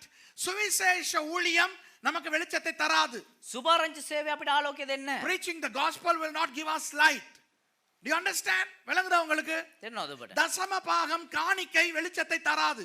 දසයෙන් කොටස් පණ්ඩු අපිට ආලෝකය දෙන්නේ නැහැ. Tithes and offerings will not give us light. அப்போ என்ன செய்யும்? එහෙනම් මොකද්ද? வசனம் ஒன்றுதான் நமக்கு வெளிச்சத்தை தரும். වචනය පමණයි අපිට ආලෝකය ගෙනල්ලා It's දෙන්නේ. only the word that gives us light. ஆகவே நல்லா கவனிங்க. ඒ නිසා මොනවද සිද්ධ වෙන්නේ? நன்றாய் கவனியுங்கள். හොඳට අවධානය දෙන්න. ஆராதனை செய்தும் நல்லா கவனிங்க, நல்லா கவனிங்க. பயங்கரமான ஒரு விஷயம் சொல்ல போறேன். பயங்கரமான ஒரு விஷயம் சொல்ல போறேன். நல்லா கவனிங்க. ඉතා භයානක කාරණාවක් කියලා දෙන්න I'm යන්නේ. going to tell you a very serious thing, okay? நன்றாய் ஆராதனை செய்தும் හොඳට নমස්කාරය සිද්ධ කරා, நன்றாய் துதித்தும் හොඳට ප්‍රශංසා කරා, நன்றாய் சுவிசேஷம் அறிவித்து ஆத்துமாக்களை சேர்த்தும் හොඳට සුභාරංචිය දේශනා කළා, ආත්ම අපි ගෙන ආවා, நன்றாய் ஊழியம் செய்தும் හොඳට සේවය කරා, நன்றாய் அற்புத அடையாளங்களை செய்தும் හොඳට හාස්කම් පුදුම දේවල් කරා, நன்றாய் சுகமளிக்கும் ஊழியத்தை செய்தும் හොඳට සුවය දීමේ සේවය කරා. வாழுகிற கிறிஸ்தவன் එහෙම ජීවත් වන්නව කිතුනවා. வசனம் இல்லாத கிறிஸ்தவனாய் இருந்தால் වචනය නැති කිතුනෙක් විදිහට හිටියානම් அவன் இருளிலே இருக்கிறான். ඔහු අන්ධකාරයේ ඉන්නේ. வாவ், அது பயங்கரமான ஒரு விஷயமா இல்லையா? ඒක ඊට භයානක කාරණාවක්ද නැද්ද? விளங்குதா? This is a very serious statement, okay? If there is a Christian who has a lot of praise, worship, preaching of the gospel, growing church, ministries, healings, miracles, and yet no word, that Christian is in darkness. அதாவது ஒரு சபையில் ඒ කියන්නේ එක සභාවක් ஒரு கூட்டத்துக்கு நீங்க போறீங்க, நல்லா கவனிங்க. ඒක රැස්වීමකට ඔබ යනවා. ஹலோ, நல்லா கவனிங்க. சீரியஸான ஒரு விஷயம் சொல்றேன், இப்பதான் தூக்கம் வரும். හොඳට අවධානය දෙන්න. දැන් තමයි නිින්ද මතින්ද යන්නේ. Okay, don't feel sleepy because I'm going to tell you something very serious. Kita நீங்க ஒரு bayar மீட்டிங்க்கு kuda. போறீங்க, ඔබ ඒක රැස්වීමකට යනවා. அருமையான ஆராதனை, ඉතා යහපත් වූ නමස්කාරයක්. அருமையான துதி, ඉතා යහපත් වූ ප්‍රශංසාවක්. சுகம் நடக்கிறது, සුවය සිද්ධ වෙනවා. ஜனங்கள் விழுந்து எழும்புகிறார்கள், ජනතාව වැටිලා නැගිටිනවා. அந்நிய பாஷை பேசுகிறார்கள், අන්‍ය භාෂාවෙන් කතා කරනවා. பிசாசு துரத்துகிறார்கள், යක්ෂයෝ එළවනවා. அழகழகான பாடல்கள் பாடுகிறார்கள். ඉතා අලංකාරෝ ගීත ගායනා කරනවා. அப்படியே ஒரு 2-3 மணி நேரம் அப்படி ஆராதனை செய்துவிட்டு கூட்டம் முடிகிறது, போய் வாருங்கள் என்கிறார்கள். එහෙම පැය 2-3 තිස්සේ සිදුවෙන්නා ඔය මෙහෙයකට ගිහිල්ලා එනවා. வசனம் பிரசங்கிக்கப்படவில்லை. හැබැයි වචනය දේශනා කරේ නැහැ. அப்படி ஒரு கூட்டத்துக்கு நீங்கள் போனால் එහෙම එක රැස්වීමකට ඔබ ගියා නම් அது என்ன கூட்டம் தெரியுமா? ඒක මොන රැස්වීමක්ද දන්නවද? இருள் ஆராதனை. අන්ධකාරයේ රැස්වීමක්. இருள் ஆராதனை. අන්ධකාරයේ රැස්වීමක්. ஏனென்றால் அது ஒன்றிலிருந்தும் வெளிச்சம் வராது, வசனத்தின் மூலம் மட்டும்தான் வெளிச்சம் வரும். ඒ කියනවනේ සිදුවන කිසිම දෙයක් තුලින් ආලෝකය එන්නේ නැහැ. වචනය තුලින් පමණයි ආලෝකය இப்ப පැමිණෙන්නේ. சொல்லுங்க, அந்த மாதிரி கூட்டங்கள் நடக்குதா இல்லையா? දැන් කියන්නේ ඒ වගේ රැස්වීම සිද්ධ වෙනවද නැද්ද? கூட்டங்கள் நடக்குதா இல்லையா? සිදු වෙනවද නැද්ද? Do you know that there are so many meetings where there is a lot of praise, worship, singing, miracles, healings, but there is no preaching of the word. And I boldly say that such meetings are meetings of darkness. இப்ப என்ன தெரியுமா? දැන් මොකක්ද දන්නවද? இருளின் கூட்டம் என்றால் என்ன தெரியுமா நினைக்கிறோம் நாங்க? ஆராதனை, இருளின் ஆராதனைனா என்ன தெரியுமா நினைக்கிறோம்? අන්ධකාරයේ රැස්වීම කිව්වම අපි මොකක්ද දන්නවද හිතන්නේ? பிசாச கும்பிடுற ஆராதனை தான் அந்தகாரத்தின் ஆராதனை. යක්ෂයව නමස්කාර කරන නමස්කාරයන් කියලා තමයි අපි හිතන්නේ. லூசிஃபரை கும்பிடுற ஆராதனை தான் அந்தகாரத்தின் ஆராதனை. ලුසිෆර්ව නමස්කාර කරන රැස්වීම තමයි මේ අන්ධකාරයේ රැස්වීම කියලා අපි இல்லை. හිතන්නේ. එහෙම නෑ. தேவ வசனம் பிரசங்கிக்கப்படாமல் දෙවියන් වහන්සේගේ වචනය දේශනා නොකර எந்த கூட்டம் எவ்வளவு நன்றாய் நடந்தாலும் මොන රැස්වීම කොච්චර යහපත්ව සිද්ධ වුණත් அது இருளின் கூட்டம். ඒක අන්ධකාරයේ රැස්වීමක්. We sometimes think that only demon or Satan worship meetings are meetings of darkness. No. Any meeting that doesn't preach the word of God is a meeting of darkness. ஆகவே இப்போதைய ஊழியக்காரர்களுக்கு சொல்லுகிறேன், එනිසා දැන් ඉන්නව මේ සේවකයන්ට දේවදාසයන්ට කියන්නම් நிகழ்ச்சியை பார்க்கிற ஊழியக்காரர்களுக்கு நான் சொல்லுகிறேன். මේ වැඩසටහන බාන්නව දේවදාසීන්ට සේවකින්ට කියන්නම්. எதிர்காலத்திலே ஊழியக்காரர்களாய் வரப்போகிற மாணவர்களுக்கு சொல்லுகிறேன். අනාගතයේ සේවකින් එන්න යන්නව මේ ශිෂ්‍යයන්ට කියන්නම්. சுவிசேஷ கூட்டங்கள் நடத்துங்கள். සුභාරංචි රැස්වීම කරන්න. ஆனால் அதிலே வசனம் பிரசங்கிக்கப்பட வேண்டும். හැබැයි ඒ තුල වචනය දේශනා කළ I'm යුතුයි. telling those who serve the Lord, okay? It's okay to conduct gospel meetings, but you got to preach the word. ஜெப கூட்டம் நடத்துங்கள். යාඥා රැස්වීම පවත්වන්න. அதிலே வசனம் பிரசங்கிக்கப்பட வேண்டும். ඒක තුල වචනය දේශනා කළ යුතුයි. உபவாச கூட்டம் நடத்துங்கள். නිරාහාර රැස්වීම පවත්වන්න. வசனம் பிரசங்கிக்கப்பட வேண்டும். වචනය දේශනා කළ යුතුයි. Conduct prayer meetings, conduct fasting and prayer meetings, but you got to have preaching, okay? பெண்கள் கூட்டம் நடத்துங்கள். කාන්තාර රැස්වීම පවත්වන්න. வசனம் பிரசங்கிக்கப்பட வேண்டும். වචනය දේශනා කළ In your යුතුයි. ladies meetings, you got to preach the word. Sunday school நடத்துங்கள். සබත් පාසල් පවත්වන්න. இன்றைக்கு நிறைய சண்டே ஸ்கூல்ல என்ன தெரியுமா? අද බොහෝ සබත් පාසල් කොහොමද දන්නවද? வெறும் படம் வரைகிறது. නිකන් චිත්‍ර විතරක් අඳිනවා. நிறைய சபைகள்ல சண்டே ஸ்கூல்ல என்ன சொல்லி கொடுக்குறாங்க தெரியுமா? බොහෝ සභාවල සන්ඩේ ස්කූල් වල මොනවද දන්නවද කියලා දෙන්නේ? சின்ன பிள்ளைகளுக்கு படம் வரைகிறதுக்கு சொல்லி கொடுக்குறாங்க. පොඩි ළමයිට චිත්‍ර අඳින්න පාට කන්න කියලා படம் දෙන්නේ. வரைகிறதுக்கு சொல்லி கொடுங்க, பரவாயில்லை. චිත්‍ර අඳින්න කියලා දෙන්න ප්‍රශ්නයක් ஆனா නැහැ. வசனத்திலிருந்து ஏதாவது அந்த சின்ன பிள்ளைக்கு சின்ன காலத்துல இருந்தே கற்றுக் கொடுங்க. හැබැයි වචනේ ඉඳලා ඒ කුඩා දරුවට කුඩා වයසේ ඉඳන්ම මොනවා හරි කියලා දෙන්න. Today a lot of Sunday school programs are aimed at drawing and other things for children. But we need to teach the word of God. வாலிப கூட்டங்களில் வசனத்தை பேசுங்கள். තරුණ රැස්වීම වල වචනේ දේශනා කරන්න. வசனம் இல்லாத ஒரு கூட்டமும் இருக்கக்கூடாது. වචනේ නැති කිසිම රැස්වීමක් නොතිබිය அப்படி යුතුයි. இருந்தால் එහෙම තිබුණා නම් அது அந்தகார கூட்டம். ඒක අන්ධකාරයේ රැස්වීමක්. Do not have any meeting without preaching of the word. If you have a meeting without preaching of the word, that's a meeting of darkness. நாம் அவரோட ஐக்கியப்பட்டவர்கள் என்று சொல்லியும் අපි උන්වහන්සේ සමග පංගු කාර්යක්‍රම ඇතැයි කියමින් இருளிலே நடக்கிறவர்களாய் இருந்தால், අන්ධකාරයේ හැසිරෙමු නම්, if we claim that we have fellowship with him and if we walk in darkness, சத்தியத்தின்படி நடவாமல் பொய் சொல்லுகிறவர்களாய் இருப்போம். අපි බොරු කියනවා මිස සැබෑව නොකරමු. We don't stick to the truth, but we are liars. சத்தியம் என்றால் என்ன? සැබෑව කියන්නේ මොකද්ද? இது මේක. ஆமாவா இல்லையா? ඇත්තද බොරුද? சத்தியம் என்றால் வார்த்தையா இல்லையா? සැබෑව කියන්නේ වචනයද නැද්ද? What is truth? The word. The word of truth. Jesus said, I am the truth. Okay? இயேசு சொன்னார், நானே சத்தியமா இருக்கிறேன். ஞாபகம் இருக்கா? வழி, சத்தியம், ஜீவன். යේසුස් වහන්සේ කිව්වා මම සැබෑව සිටිනවා කියලා. Jesus said, සත්‍යව I am the සිටිනවා. way, the truth and the life. Truth is Jesus, the word. சத்தியம் என்பது கர்த்தருடைய வார்த்தை. සැබෑව කියන්නේ මොකද්ද? සත්‍ය කියන්නේ මොකද්ද? දෙවියන් වහන්සේගේ වචනය. கவனியுங்கள். හොඳට අවධානය දෙන්න. வார்த்தையின்படி வாழாத கிறிஸ்தவன் වචනේ විදිහට ජීවත් වෙන්නේ නැති කිතුනවා பொய் சொல்லுகிறான் ஒளியிலே இருக்கிறதாக. බොරු කියනවා ආලෝකේ ඉන්නවා කියලා. ஹலோ, விளங்குதா உங்களுக்கு? இப்ப சொல்றேன் கேட்டுக்கிறேங்க. දැන් කියන අහගන්න. சில கிறிஸ்தவர்கள் இருக்கிறார்கள், සමහර කිතුනෝ ඉන්නවා. பயங்கர அபிஷேகம். ඉතා භයානක ආලේපය. Some Christians have a lot of anointing.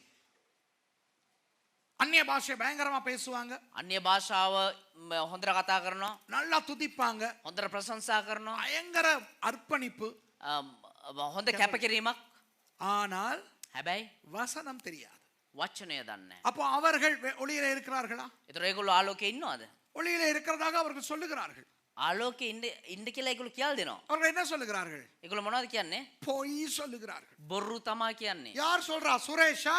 කවුද කියන්නේ එහෙම? සුරේෂ්ද කියන්නේ? இல்லை, வேதம் சொல்லுகிறது. නෑ, බයිබලයේ කියන්නේ. The Bible says, even if you have everything and not the word, then you are lying if you say you live in the light. Okay? நாம் அவரோட ஐக்கியப்பட்டவர்கள் என்று சொல்லியும் இருளிலே நடக்கிறவர்களாய் இருந்தால் சத்தியத்தின்படி நடவாமல் பொய் சொல்லுகிறவர்களாய் இருப்போம். අපි උන්වහන්සේ සමග පංගුකාරකම ඇතැයි කියමින් අන්ධකාරයේ හැසිරෙමු නම් අපි බොරු කියනවා මිස සැබෑව නොකරමු. இந்த 6வது வசனத்தை முடிக்கும் பொழுது நான் இப்படி சொல்லுகிறேன். මේ 6 වෙනි පදේ අවසන් කරද්දී අපි මෙහෙම කියන්නම්. கிறிஸ்தவன் எப்படி வாழ வேண்டும் தெரியுமா? කිතුනේ කොහොමද ජීවත් වෙන්න ඕන දන්නවද? வேதம் வேண்டாம் என்று சொல்லுகிறவர்களை செய்யாதவனாய் இருக்க வேண்டும். බයිබලේ එපා කියන දේ නොකරන කෙනෙක්ව සිටිය යුතුයි. A true Christian who lives in light should not do those which the Bible forbids them from doing. அதுபோல வேதம் என்ன செய்ய சொல்லுகிறதோ ඒ වගේම බයිබලේ මොනවද කරන්න කියන්නේ? அதை செய்கிறவனாய் இருக்க வேண்டும். ඒක කරන කෙනෙක්ව ඉන්න ඕනේ. And also he should do what the word commands him to do.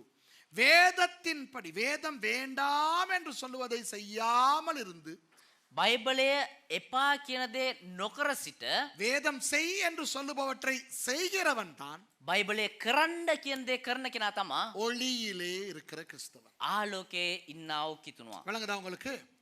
So he or she who does what the Bible says to do and does not what the Bible says not to do is a real Christian who lives in light. அப்ப முதலாவது 5வது வசனத்துல என்ன பார்த்தோம்? එතකොට පස්වෙනි පදයක් මොනවද බැලුවේ? தேவன் ஒளியாய் இருக்கிறார். දෙවියන් වහන්සේ ආලෝකයේ සිටිනවා. Verse 5 says God is light. 6வது வசனம் என்ன சொல்லுகிறது? 6 වෙනි පදේ මොනවද කියන්නේ? நாம் அந்த ஒளியிலே நடப்பதற்கு අපි ඒ ආලෝකය තුල හැසිරෙන්න நாம் இந்த வேதத்தை நமக்குள் எடுத்துக்கொள்ள வேண்டும். சரியா? අපි ඒ වචන එහෙම නැත්නම් බයිබලය අපි තුලට ලබා ගත යුතුයි. Verse 6 says for us to live in light we need the word of God. Okay? கடைசி 7வது வசனம். අවසාන වශයෙන් 7 වෙනි පදය. நாம் எப்படி முன்னேறி செல்வது? අපි කොහොමද ඉදිරියට යන්නේ? Okay? How are we going to progress? இப்போ நான் சொன்ன அந்த கார் கதை இருக்கிறதே, இருட்டு கார் கதை. දැන් අපි කිව්වා ඔය අර අන්ධකාරය තිබෙන අර කාර් කතාව තියෙනවනේ. இப்போ லைட்ட செஞ்சாச்சு, லைட் வேலை செய்யுது. දැන් ලයිට් එකේ වැඩ කරනවා. දැන් ලයිට් එක හදුවා. இப்போ அந்த வாகனம் என்ன செய்யணும்? දැන් ඒ වාහනේ මොනවද කරන්න ඕනේ? போகணும். ඉදිරියට යන්න ඕනේ. போகணும். යන්න ඕනේ. போனாதான் வாகனம். ගියා නම් තමයි වාහනයක් වෙන්නේ. போகாட்டி அது வீடு. ගියේ නැත්නම් ඒක ගියා. So if the light is mended, the headlight is now working in that vehicle, what should the vehicle do? It should move. It's a mobile asset, okay? So if the car doesn't move even with the light, then it's an immobile, stagnant thing like a house. அப்ப கிறிஸ்தவர்கள் என்ன செய்ய வேண்டும்? එමනම් කිතුන මොනවද කරන්න ඕනේ? நடக்க வேண்டும். ඇවිදින්න ඕනේ. நடக்க வேண்டும். ஆமாவா இல்லையா? ඇවිදින්න ඕනේ. முன்னேறி போக வேண்டும். ඉදිරියට ගමන් කරන්න. ஒரே நிலைமையில இருக்க கூடாது. එකම තැන ඉන්න හොඳ නැහැ. Christians should not be in the same position. சில பேர் ரட்சிக்கப்பட்டு 18 வருஷம் ஆயிருச்சு. සමහරු ගැලවෙලා අවුරුදු 18ක් වුණා. 18 வருஷத்துக்கு முந்தி எப்படியோ அப்படியே தான் இன்னும் இருக்கு. අවුරුදු 18 කලින් කොහොමද ඒ විදිහටම තමයි ඉන්නේ. Some people are saved for 18 years but they are the same like they were 18 years ago. அந்த நேரமும் ஜெபம் பண்ண சொன்னா ඒ කාලෙදිත් යාඥා කරන්න කිව්වා. ஆண்டவரே சுவாமி அப்பா கர்த்தாவே ஆண்டவரே அது ஆண்டவரே 18 வருஷத்துக்கு முந்தி ස්වාමිනේ අනේ ස්වාමිනේ යේසුනේ දෙවියනේ මගේ ස්වාමිනේ එච්චරයි. ரட்சிக்கப்பட்டு 18 வருஷம் ஆயிருச்சு. ගැලවීම ලැබලා අවුරුදු 18ක් වුණා. பிரசங்கத்துக்காக ஜெபின்னு சொல்லிட்டா දේශනාව උදෙසා යාඥා කරන්න කිව්වා නම් அன்புள்ள ஆண்டவரே இந்த கர்த்தாவே அதுதான் ஆண்டவரே அதாவது ஆண்டவரே இந்த பிரசங்கம் ஆண்டவரே கர்த்தாவே பரலோகத்தில் இருப்பவரே பிரசங்கம் ஆண்டவரே 18 வருஷத்துக்கு பிறகு අවුරුදු 18 ස්වාමිනේ ඒ දෙවියනේ ස්වාමිනේ ඒ දේශනාව ස්වාමිනේ ඔව් ස්වාමිනේ අවුරුදු 18කට පස්සේ கண்டிருக்கீங்களா? දැකලා තියෙනවද එහෙම? நம்ம சர்ச்சில் இப்படி நிறைய பேர் இருக்காங்க. අපේ සභාවල මෙහෙම බොහෝ දෙනෙක් ඉන්නවා. ஆராதனை முடிஞ்சோன்னா நான் சொல்லுவேன் வழக்கம் போல லைவுக்காரங்களுக்கு தெரியாது, நாங்கள் தான் லைவ் ஆஃப் பண்ணிடுவோமே. මේ සජීව බලන කට්ටියන මේක දන්න අපි සජීව ඔෆ් කරන නිසා දේශනාව ඉවර වෙලා යාඥා කරන්න කියද්දි நானும் ஒவ்வொரு ஞாயிற்றுக்கிழமையும் පාස්ටර්ත් හැම ඉරිදාම யாராவது 2 பேர் ஜெபிங்கன்னு சொல்லுவேன். කවුරු හරි දෙන්නෙක් යාඥා කරන්න කියලා කියනවා. நம்ம சர்ச்சில் இருக்கிற அந்த யாராவது 2 பேர் யார் தெரியுமா? අපේ සභාවේ ඉන්නවා ඒ කවුරු හරි දෙන්න කවුද දන්නවද? அந்த பிரதர் ரோஹன் එක්කෙනෙක් බ්‍රදර් රෝහන් இல்லைன்னா இந்த நிரோஷி. එහෙම නැත්නම් සහෝදර නිරෝෂි கொஞ்சம் அவங்க டிலே பண்ணினாங்கன்னா පොඩ්ඩක් ඒ දෙන්න පරක් කරා නම් ரிசர்வ்ல இருக்குது இன்னும் 2-3 யாராவது. රිසර්ව් එකේ ඉන්නවා තව දෙන්නෙක් තුන් දෙනෙක්. மனோ බ්‍රදර් මනෝ இல்லைன்னா ரெபேக்கா. එහෙම නැත්නම් සහෝදර රෙබේකා சில நேரம் கொஞ்சம் நல்லா ஒரு ஜுந்து வந்துருச்சுன்னா லில்லி. සමහරවල් හොඳ මේ උනන්දුවක් ආවන සහෝදර ලිලි. அப்ப 120 130 கிட்டத்தட்ட இருக்கிற நம்ம சர்ச்ல එතකොට 120ක් 130ක් විතර ඉන්නවා අපේ සභාවේ. அந்த யாராவது ஒரு கையில எண்ணிரலாம். අර කවුරු හරි කියන කට්ටිය මේ අත ඇඟිලි වලින් ගණන් ගන්න පුළුවන්. ஏன் தெரியுமா? ඇයි දන්නවද? மத்ததுகள் අනිත් අය இன்னும் வளரல. තාම වර්ධනය වෙලා නැහැ. Have you seen right after our service when I say 2 people pray and those 2 people are 2 out of those regular 5. சில பேர் இருக்கிறாங்க வாழ்க்கையிலேயே நான் நினைக்கிறேன் செத்து போய் பரலோகம் போற வரைக்கும் ஜெபிக்க மாட்டாங்க. සමහර ඉන්නවා මැරිලා ස්වර්ගයට යනකනුත් යාඥා නම් කරන්නේ නැහැ. Some people will never pray even after they even till they die and go to heaven. Do you know why? Because they have not outgrown their fear. They have not outgrown their anxiety. They are still nervous. சில பேருக்கு வந்து ஜெபிக்க சொன்னா ஏதோ ஆணழக போட்டியில கொண்டு நிப்பாட்டுற மாதிரி ஒரு பயம். සමහරුන්ට යාඥා කරන්න කිව්වනගේ මර ලෝක සුන්දරය ගෙනල්ලා ඉස්සරහා තිබ්බා වගේ. ஐயோ யாருக்காவது ஜெபம் பண்ண சொல்லணுவாங்க. කඩර යාඥා කරන්න කියනවා. சிஸ்டர் நீங்க ஜெபம் பண்ணுங்க. සහෝදරි ඔයා යාඥා කරන්න. நானா ஐயோ நானா ரட்சிக்கப்பட்டு 25 வருஷம் ஆச்சு. අයියෝ මම මොකද நானா இல்ல நீங்க ஜெபிக்க தான் வேணும். නෑ ඔයා යාඥා කරන්න තමයි ඕනේ. ஆண்டவரே நானா ஐயோ சில பேரை சாப்பாட்டுக்கு ஜெபிக்க சொல்லி நான் படுற வேதனை இருக்கு. සමහරුන්ට යාඥා කරන්න අයියෝ ස්වාමිනේ අයියෝ ස්වාමිනේ සමහරුන්ට කැමරට යාඥා කරන්න කියපුවාම sometimes we ask people to pray for the food. அவங்க இலங்கையின் சமாதானத்துக்காக ஜெபம் பண்ணிக்கிட்டு ඒගොල්ලෝ ලංකාවේ සමාදානය උදෙසා යාඥා කරනවා. இஸ்ரவேலை ஆசீர்வதிச்சிட்டு இருப்பாங்க. ඊශ්‍රායල ආශිර්වාද කරනවා. எத்தியோப்பியால இருக்கிற சாப்பாடு இல்லாதவனை எல்லாம் கூப்பிட்டுக்கிட்டு இருப்பாங்க. ඉතියෝපියාවේ කැම නැතුව ඉන්න අය උදෙසා යාඥා சில කරනවා. பேர் சாப்பாட்டுக்காக ஜெபிக்காம ஆண்டவரை வர்ணிச்சுக்கிட்டு இருப்பாங்க. සමහරු කැම උදෙසා යාඥා කරන්නේ නැතුව දෙවියන් වහන්සේ වර්ණනා இங்க කරගෙන ඉන්නවා. சாப்பாடு ஆறுது. මෙතන කැම නරක වෙනවා. நரக்கு என்ன நிவேனம் නිවෙනවා. அவங்க ஆண்டவரே நீர் அழகானவர் ஐயா, நல்லவர் நாதா. ස්වාමිනේ ඔබ අලංකාරයි ස්වාමිනේ ඔබ යහපත් ස්වාමී. தேவதூதனை கொண்டு எலியாவை போஷித்தவர் ஆண்டவரே நீர். ඒ දේවදූතයෝ වල ඔබ වහන්සේ එලියාව පෝෂණය කරා. சாரிபாத் விதவையின் மூலம் போஷணை கொடுத்தவர் ஐயா நீர். ඒ සාරිපත් ඉස්ත්‍රිය ඔබ වහන්සේ පෝෂණය කරා. ஒரு கலசம் தண்ணீர் ஜெபி ஐயா, சாப்பாடு ஆறுது ஐயா. ඇයි මේ නිකන් යාඥා කළා දාන්න කැම නිවෙනවා. நீ ராஜாக்கள் புத்தகத்துல தொடங்கி நாலாகமத்துக்கு வந்து எஸ்ராவுக்குள்ள நுழைஞ்சி மத்தேயுக்கு வந்து வெளிப்படுத்தலுக்கு வர வந்து சாப்பாடு ஆறிடும். ඔබ එක රාජාවලිය පොතට ගිහිල්ලා එක ලේකම් පොතට ගිහිල්ලා ඊට පස්සේ එස්රානේමියා ගිහිල්ලා මතේ පොතට යද්දි කැම නිවිලා ඉවරයි. என்ன இன்னும் ரட்சிக்கப்பட்டு 25 வருஷம் ஆச்சு, இன்னும் ஜெபிக்க தெரியாது. අවුරු ගැලේම ලබර අවුරුදු 25 කරනවා තාම යාඥා කරන්න දන්නේ නැහැ. 25 years after salvation still they don't know to turn. Habakkuk புத்தகத்துக்கு திருப்போம். இப்ப திருப்பாதீங்க, ஆபகுக் புத்தகத்துக்கு திருப்போம்னு சொன்னா හබකුක් පොතට පෙරලගම කිව්වා නම් එහෙම දැන් පෙරලන්න එපා. ரட்சிக்கப்பட்டு 30 வருஷம் ஆச்சு. இங்கதான் இருந்துச்சு, என் பைபிள்ல இருந்துச்சு. எட்டாகமத்துக்கு முதலா பிறகான்னு தெரியலையே. சரி, ගැලේම ලබලා අවුරුදු 25යි තාම හොයනවා. now he is looking for the book of Habakkuk. Okay, තිබ්බ හබකුක් පොත ඊට පස්සේ පෙරලා ගන්නවා පටුනට. அவர் திருப்பும் போது ඒගොල්ලෝ පෙරලගද්දී பைபிளை வாசிச்சு பிரசங்கத்துல அடுத்த குறிப்புக்கு போறாரு. බයිබලයේ කියලා දේශනාව ඉතුරු පොයින්ට් එකකට ගිහිල්ලා ඉවරයි. இப்ப பிரசங்கி செப்பனியா புத்தகத்துக்கு வந்துட்டாரு. இப்பதான் அவர் ஆபகுக்கு வந்தார். දැන් දේශනා කරා ෂෙපනියා පොත කියවන් ඉන්නවා. මෙයා දැන් තමයි හබකුක් පොත වෙලා. கண்டிருக்கீங்களா? ரட்சிக்கப்பட்ட ஆரம்பத்தில் பரவாயில்லை. ගැලේම ලපු අලුත කමන්නේ නැහැ. That's okay for people to not know the books of the Bible. You know, in their early days of their Christian walk. இப்போ ஒரு புதுசா முந்தி நடந்த ஒன்று இப்போ திருப்பி நடக்குது, எனக்கு சந்தோஷமா இருக்கு. දැන් කලින් සිද්ධ වුණා දෙයක් නැවත ආපහු සිද්ධ වෙමින් ඉන්නවා. හරි සන්තෝෂයි. பெண்கள் எல்லாம் மனன வசனம் படிக்கிறாங்க. මේ ඉස්ත්‍රි පාර්ශවයේ කටපාඩම් පද පාවිච්චි කරනවා. Very good. பெண்கள் கூட்டத்துல மறுபடி உங்களுக்கு தெரியுமா முந்தி இந்த சர்ச்சில் எப்படின்ட்டு? ඒක හොඳයි. මේ ඉස්සර කොහොමද දන්නවද මේ සභාවේ? இப்ப இந்த சர்ச்சில் சட்ட திட்டங்கள் கஷ்டம்னா முந்தி எப்படி தெரியுமா? දැන් මේ සභාවේ තියෙන නීති රීති අමාරුයි නා. ඉස්සර කොහොමද දන්නවද? திடீர்னு நடுவுல நிப்பாட்டிட்டு சொல்லுவாங்க, நீங்க எழும்பி நில்லுங்க. එකපාරටම කියනවා ඔයා නැගිටින්න. ஆபகுக்ல இருந்து மல்கியா வரைக்கும் புத்தகங்களை சொல்லிக்கிட்டு போங்க. හබකුක් ඉඳලා මල්කියා වෙනකම් පොට්ටිය කියගෙන යන්න. அப்ப அவர் சொல்லணும் ஆபகுக், செப்பனியா, ஆகாய், சகரியா, மல்கியா அப்படியே ஒரு ஆர்டர் படி சொல்லிக்கிட்டு போகணும். ඊට පස්සේ හබකුක් සෙපනියා සෙකරියා හග්ගයි යා කියන එහෙම නෑ දැක්කද ඔයාටම අප්සෙට් කරන ආයක තමයි කියන්නේ. දැක්කද? එලකදා ஆபகுக், செப்பனியா, சகரியாவா? இது பாஸ்டர்.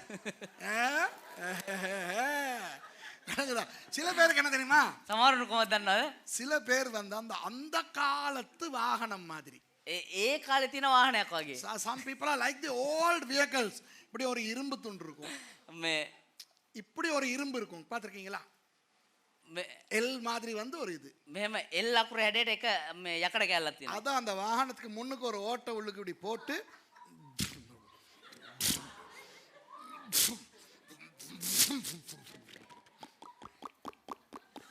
பார்த்திருக்கீங்களா? அந்த வாகனம் கண்டிருக்கீங்களா நீங்க?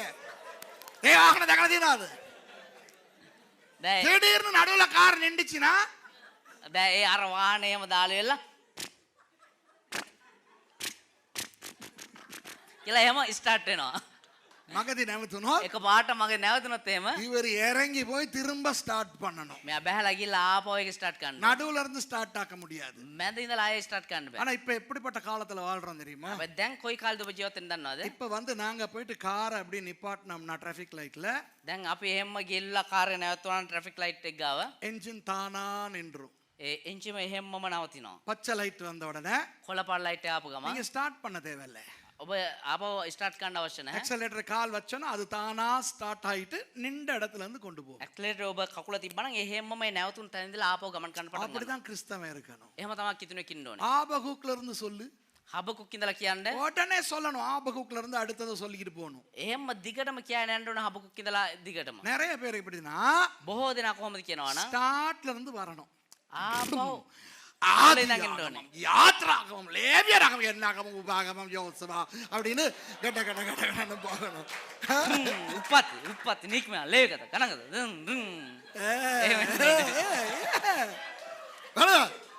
ரெண்டு ராஜாக்கள்ல நின்றுச்சுன்னா දෙක රාජාවලිය නැවතුණා නම් ஆண்டவர் எதிர்பார்க்கிற கிறிஸ்தவர் என்ன செய்யணும்? දෙවියන් වහන්සේ බලාපොරොත්තු වෙන කිතුන කොහොමද ඉන්න ඕනේ? ஒன்று நாளாகமம், ரெண்டு நாளாகமம், எஸ்ரா, நெகேமியா, எஸ்தர் அப்படின்னு ஸ்டார்ட் ஆகி போகணும். එකලේකම් දෙකලේකම් එස්ට්‍රාන එහෙම කියලා එහෙම යන්න ඕනේ. Very good. ஆனா நம்ம ஆளு ரெண்டு ராஜால நின்றுச்சுன்னா හැබැයි අපේ කට්ටිය දෙක රාජාවලිය නැවතුණා නම් இருங்க இருங்க இருங்க கொஞ்சம் இருங்க. இல்ல இருங்க. ஆதியாகமம், யாத்ரா அந்த பழைய திருப்பி ஸ்டார்ட். හරි පොඩින් උපත් නික්ම ලේවි කතා කරනවා. ආමවා ආපහු අර පළවෙනි පොතේ ඉඳන් මතක් ගන්න ඕනේ. வெட்கக்கேடு. ලැජ්ජා සහගතයි. It's a shame that some people, after having got saved for many years, they still don't know the order of the books of the Bible. சில பேருக்கு ஓபதியான ஒரு புத்தகம் இருக்கிறதே தெரியாது. සමහරුන්ට ඔබදියා කියලා පොතක් තියෙනවම කියලා දන්නේ නැහැ. இருக்கோ? තියනවද? விளங்குதா? சில பேருக்கு நான் சொல்லுவேன் யூதா 2வது அதிகாரத்துக்கு திருப்புங்க. සමහරුන්ට කියනවා යුදා දෙවෙනි පරිච්ඡේදය පෙන්නන්න කියලා. சில பேர் திருப்பிட்டு சொல்லுவோம். සමහරු පෙරලා හොයනවා. விளங்குதா? அந்த பார்வையிலே தெரியும் ඒ බැල්මෙන්ම තේරෙනවා இது நம்மள முட்டாள்னு நினைக்குது. එයා මේ අපි මෝඩෙක් කියලා හිතනවා. இதுதான் முட்டாள், இதுதான் திருப்பிச்சு. මෙයා තව මෝඩ, මෙයා තව පෙරළුවේ. இது திருப்பிட்டு இல்லன்னு நம்மள முட்டாள் மாதிரி பாக்குது. දැන් මෙයා පෙරලා නැති වුණ ගමන් අපි දිහා බලනවා අපි මෝඩයෝ ගන්න. விளங்குதா உங்களுக்கு? Some people don't know that there is a book called Obadiah. Okay? Those days I used to say turn to the book of Zedekiah and I have seen people looking. செதேக்கியா புத்தகத்துக்கு திருப்பி கொள்வோம்னா எல்லாம் சில பேர் தேடுவாங்க செதேக்கியா புத்தகத்தை. සෙපණිය පොතට පෙරලා ගම කියවනේ. නෑ செதேக்கியா. செப்பனியா තියෙනවා. මම නැති එකක් කියනවා. එයා මෙයා මාව හදන්න එනවා. දැක්කද? ඊට දෙමළෙක් කියලා. செப்பனியா කියන්නේ දෙමළෙන් செதேக்கிයාද? ඔයාට දෙමළ කෙල්ලෙක් ඕනේ බඳින්න. මගේ දෙයියනේ. விளங்குதா? அதாவது அன்பானவர்களே நம்முடைய வளர்ச்சி கேற்ற முதிர்ச்சி இருக்க வேண்டும். ඒ කියන්නේ අපේ වර්ධනය අපි පෙන්නමින් ඉන්න ඕනේ. අපේ කාලයට උචිත වූ වර්ධනයක් අපි පෙන්වන්න ඕනේ. நடக்கிறவர்களா இருக்க வேண்டும். முன்னேறி போகிறவர்களா இருக்க வேண்டும். අපි ඉදිරියට ගමන් කරන අයව සිටින්න ඕනේ. We must be people who are progressing, growing from one stage to the next. ஒரு படியிலிருந்து அடுத்த படிக்கு போகிறவர்களா இருக்க வேண்டும். එක පඩියක ඉඳලා තවත් පඩියට යන කෙනෙක් විදිහට අපි ඉන්න ඕනේ. ஒரே இடத்துல இருக்க கூடாது. එකම ස්ථානෙ ඉන්න හොඳ නැහැ. நாம் பிரயாணிகள். අපි මගියෝ. அப்போ 7வது வசனம் என்ன சொல்லுகிறது? 7 වෙනි පදේ මොනවද කියන්නේ? அவர் ஒளியில் இருக்கிறது போல நாமும் ஒளியிலே நடந்தால் வாவ். නමුත් උන්වහන්සේ ආලෝකයේ සිටිනාseම අපිත් ආලෝකයේ හැසිරෙමු නම් But if we walk in the light as he is in the light. Listen. If that is very important. If we walk in the light. If, okay? Okay. நாம் ஒளியிலே நடந்தால்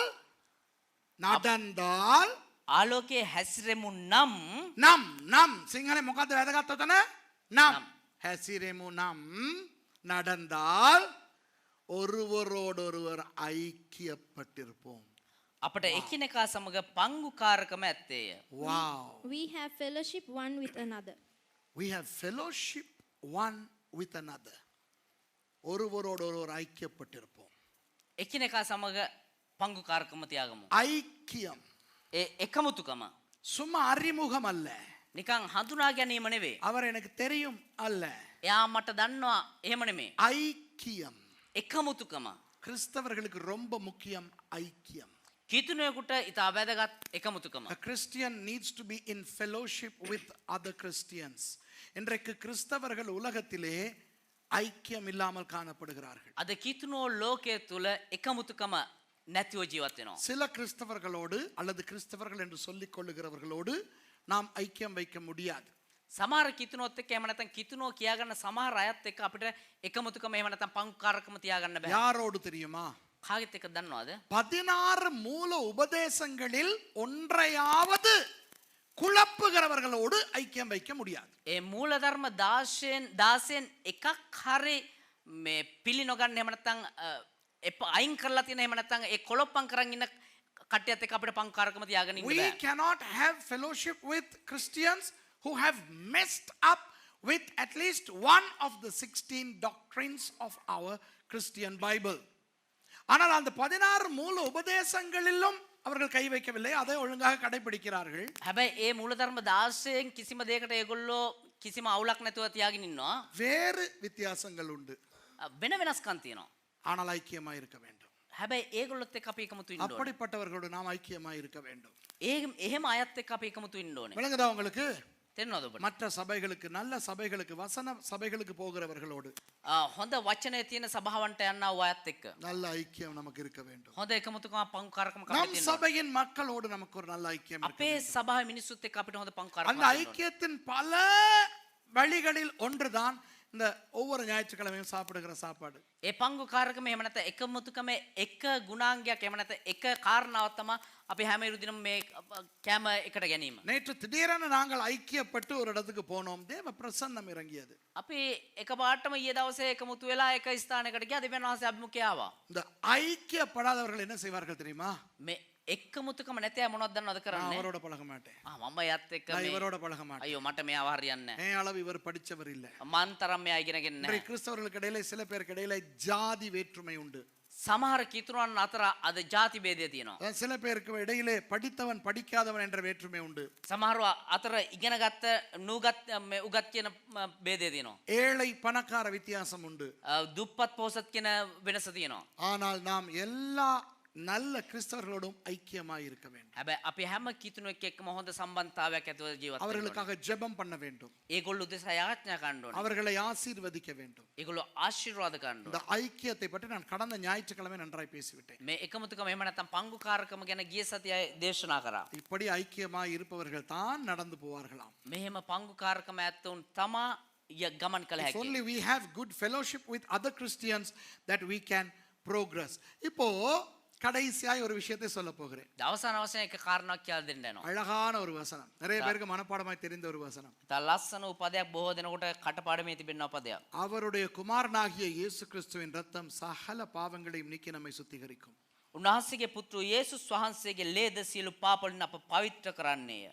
And the blood of Jesus Christ, his son, cleanses us from all sin.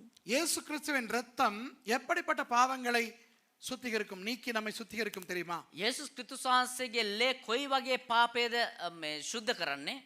ரட்சிக்கப்படுவதற்கு முன்பு நாம் செய்த பாவங்கள் எல்லாவற்றையும் சுத்திகரிக்கும்.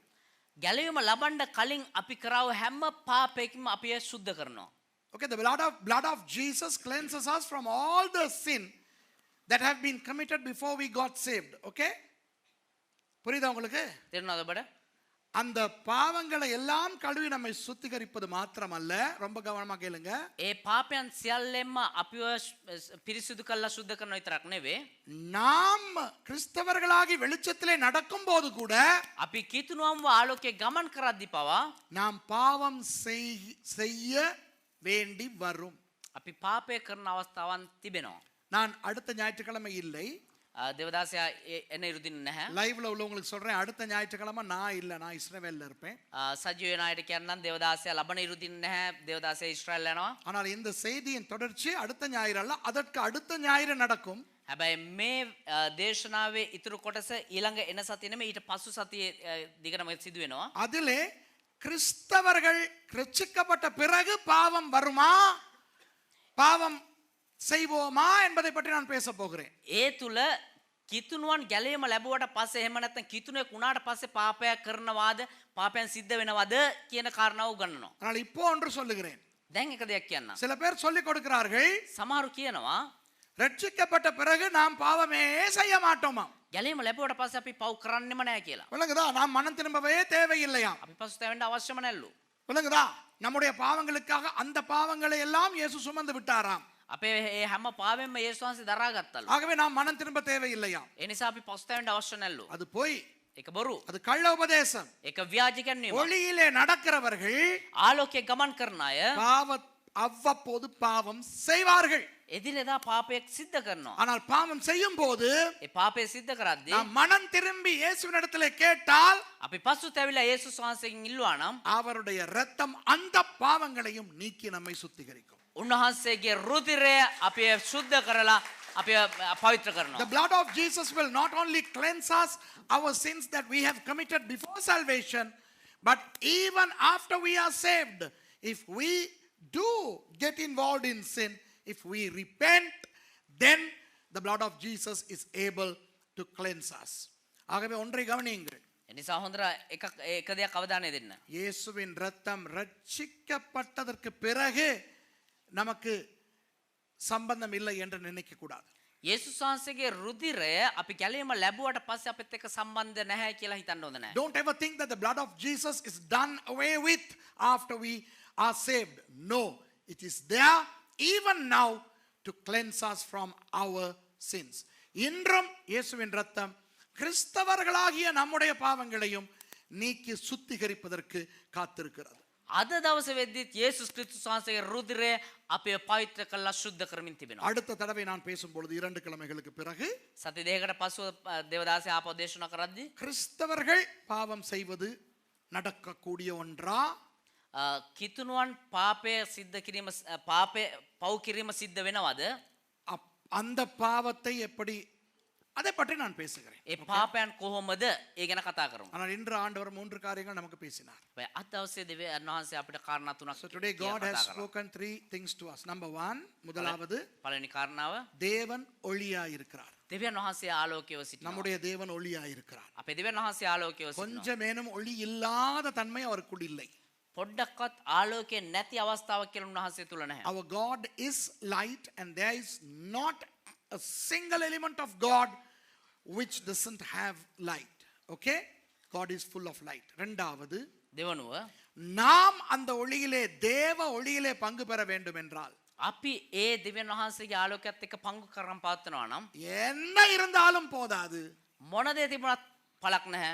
வசனம் இருக்க வேண்டும். වචනය තිබෙන්න ඕන. தேவனுடைய வார்த்தை தான் நமக்கு ஒளியை கொடுக்கிறது. දෙවියන් වහන්සේගේ වචනය තමයි අපිට ආලෝකය ලබා දෙන්නේ. Secondly, we saw that for us to have that light of God, we got to have the word of God which gives us the light. மூன்றாவது තුන්වනුව வெளிச்சத்தை பெற்றுக்கொண்டால் போதாது, ආලෝකය ලබාගත්තත් ඊතරම් මදි. வெளிச்சத்திலே நடக்க வேண்டும், ආලෝකය තුල අපි ගමන් කරන්න ඕනේ. முன்னேற வேண்டும். අපි ඉදිරියට යන්න அப்படி ඕනේ. முன்னேறும் போது එහෙම ඉදිරියට යද්දී மற்ற கிறிஸ்தவர்களோடு ஐக்கியமாய் இல்லாமல் முன்னேற முடியாது. අනිත් කිතුණුවන් එක්ක පංගුකාරකම නැතුව ඉදිරියට ගමන් කරන්න ඕනේ. Thirdly, it's not enough for us to have the light. We need to progress, move forward. If we are to move forward, we got to have fellowship with other Christians. Okay? ஆகவே இந்த செய்தியின் மூலம் එනිසා මේ දේශනාව කරනකොටගෙන ஒளியின் பிள்ளைகளாய், ආලෝකයේ දරුවන්ව ஒளியில் நடக்கிறவர்களாய் ආලෝකයේ ගමන් කරන්න උන්න நாம் வாழ முயற்சிப்போம். අපි ජීවත් වෙන්න උත්සාහ කරමු. ஒளியாகிய தேவன் ආලෝකයේ වන්නව දෙවියන් වහන්සේ ஒளியாகிய வசனத்தை கொண்டு ආලෝකයේ වන්නව ඒ වචනය තුල நம்மை நடத்துவாராக. අපිට මඟ පෙන්වයි. May we walk in the light, may we be in the light, and may God who is light and the word of God which is the light allow us and help us to go forward in God's light. God bless you. நேரிலே பார்க்கிறவர்கள் වැඩසටහන සජීව බලන අය கர்த்தர் உங்களை ஆசீர்வதிப்பாராக. දෙවියන් වහන්සේ ඔබ ආශිර්වාද කරනවා. போய் வாருங்கள்.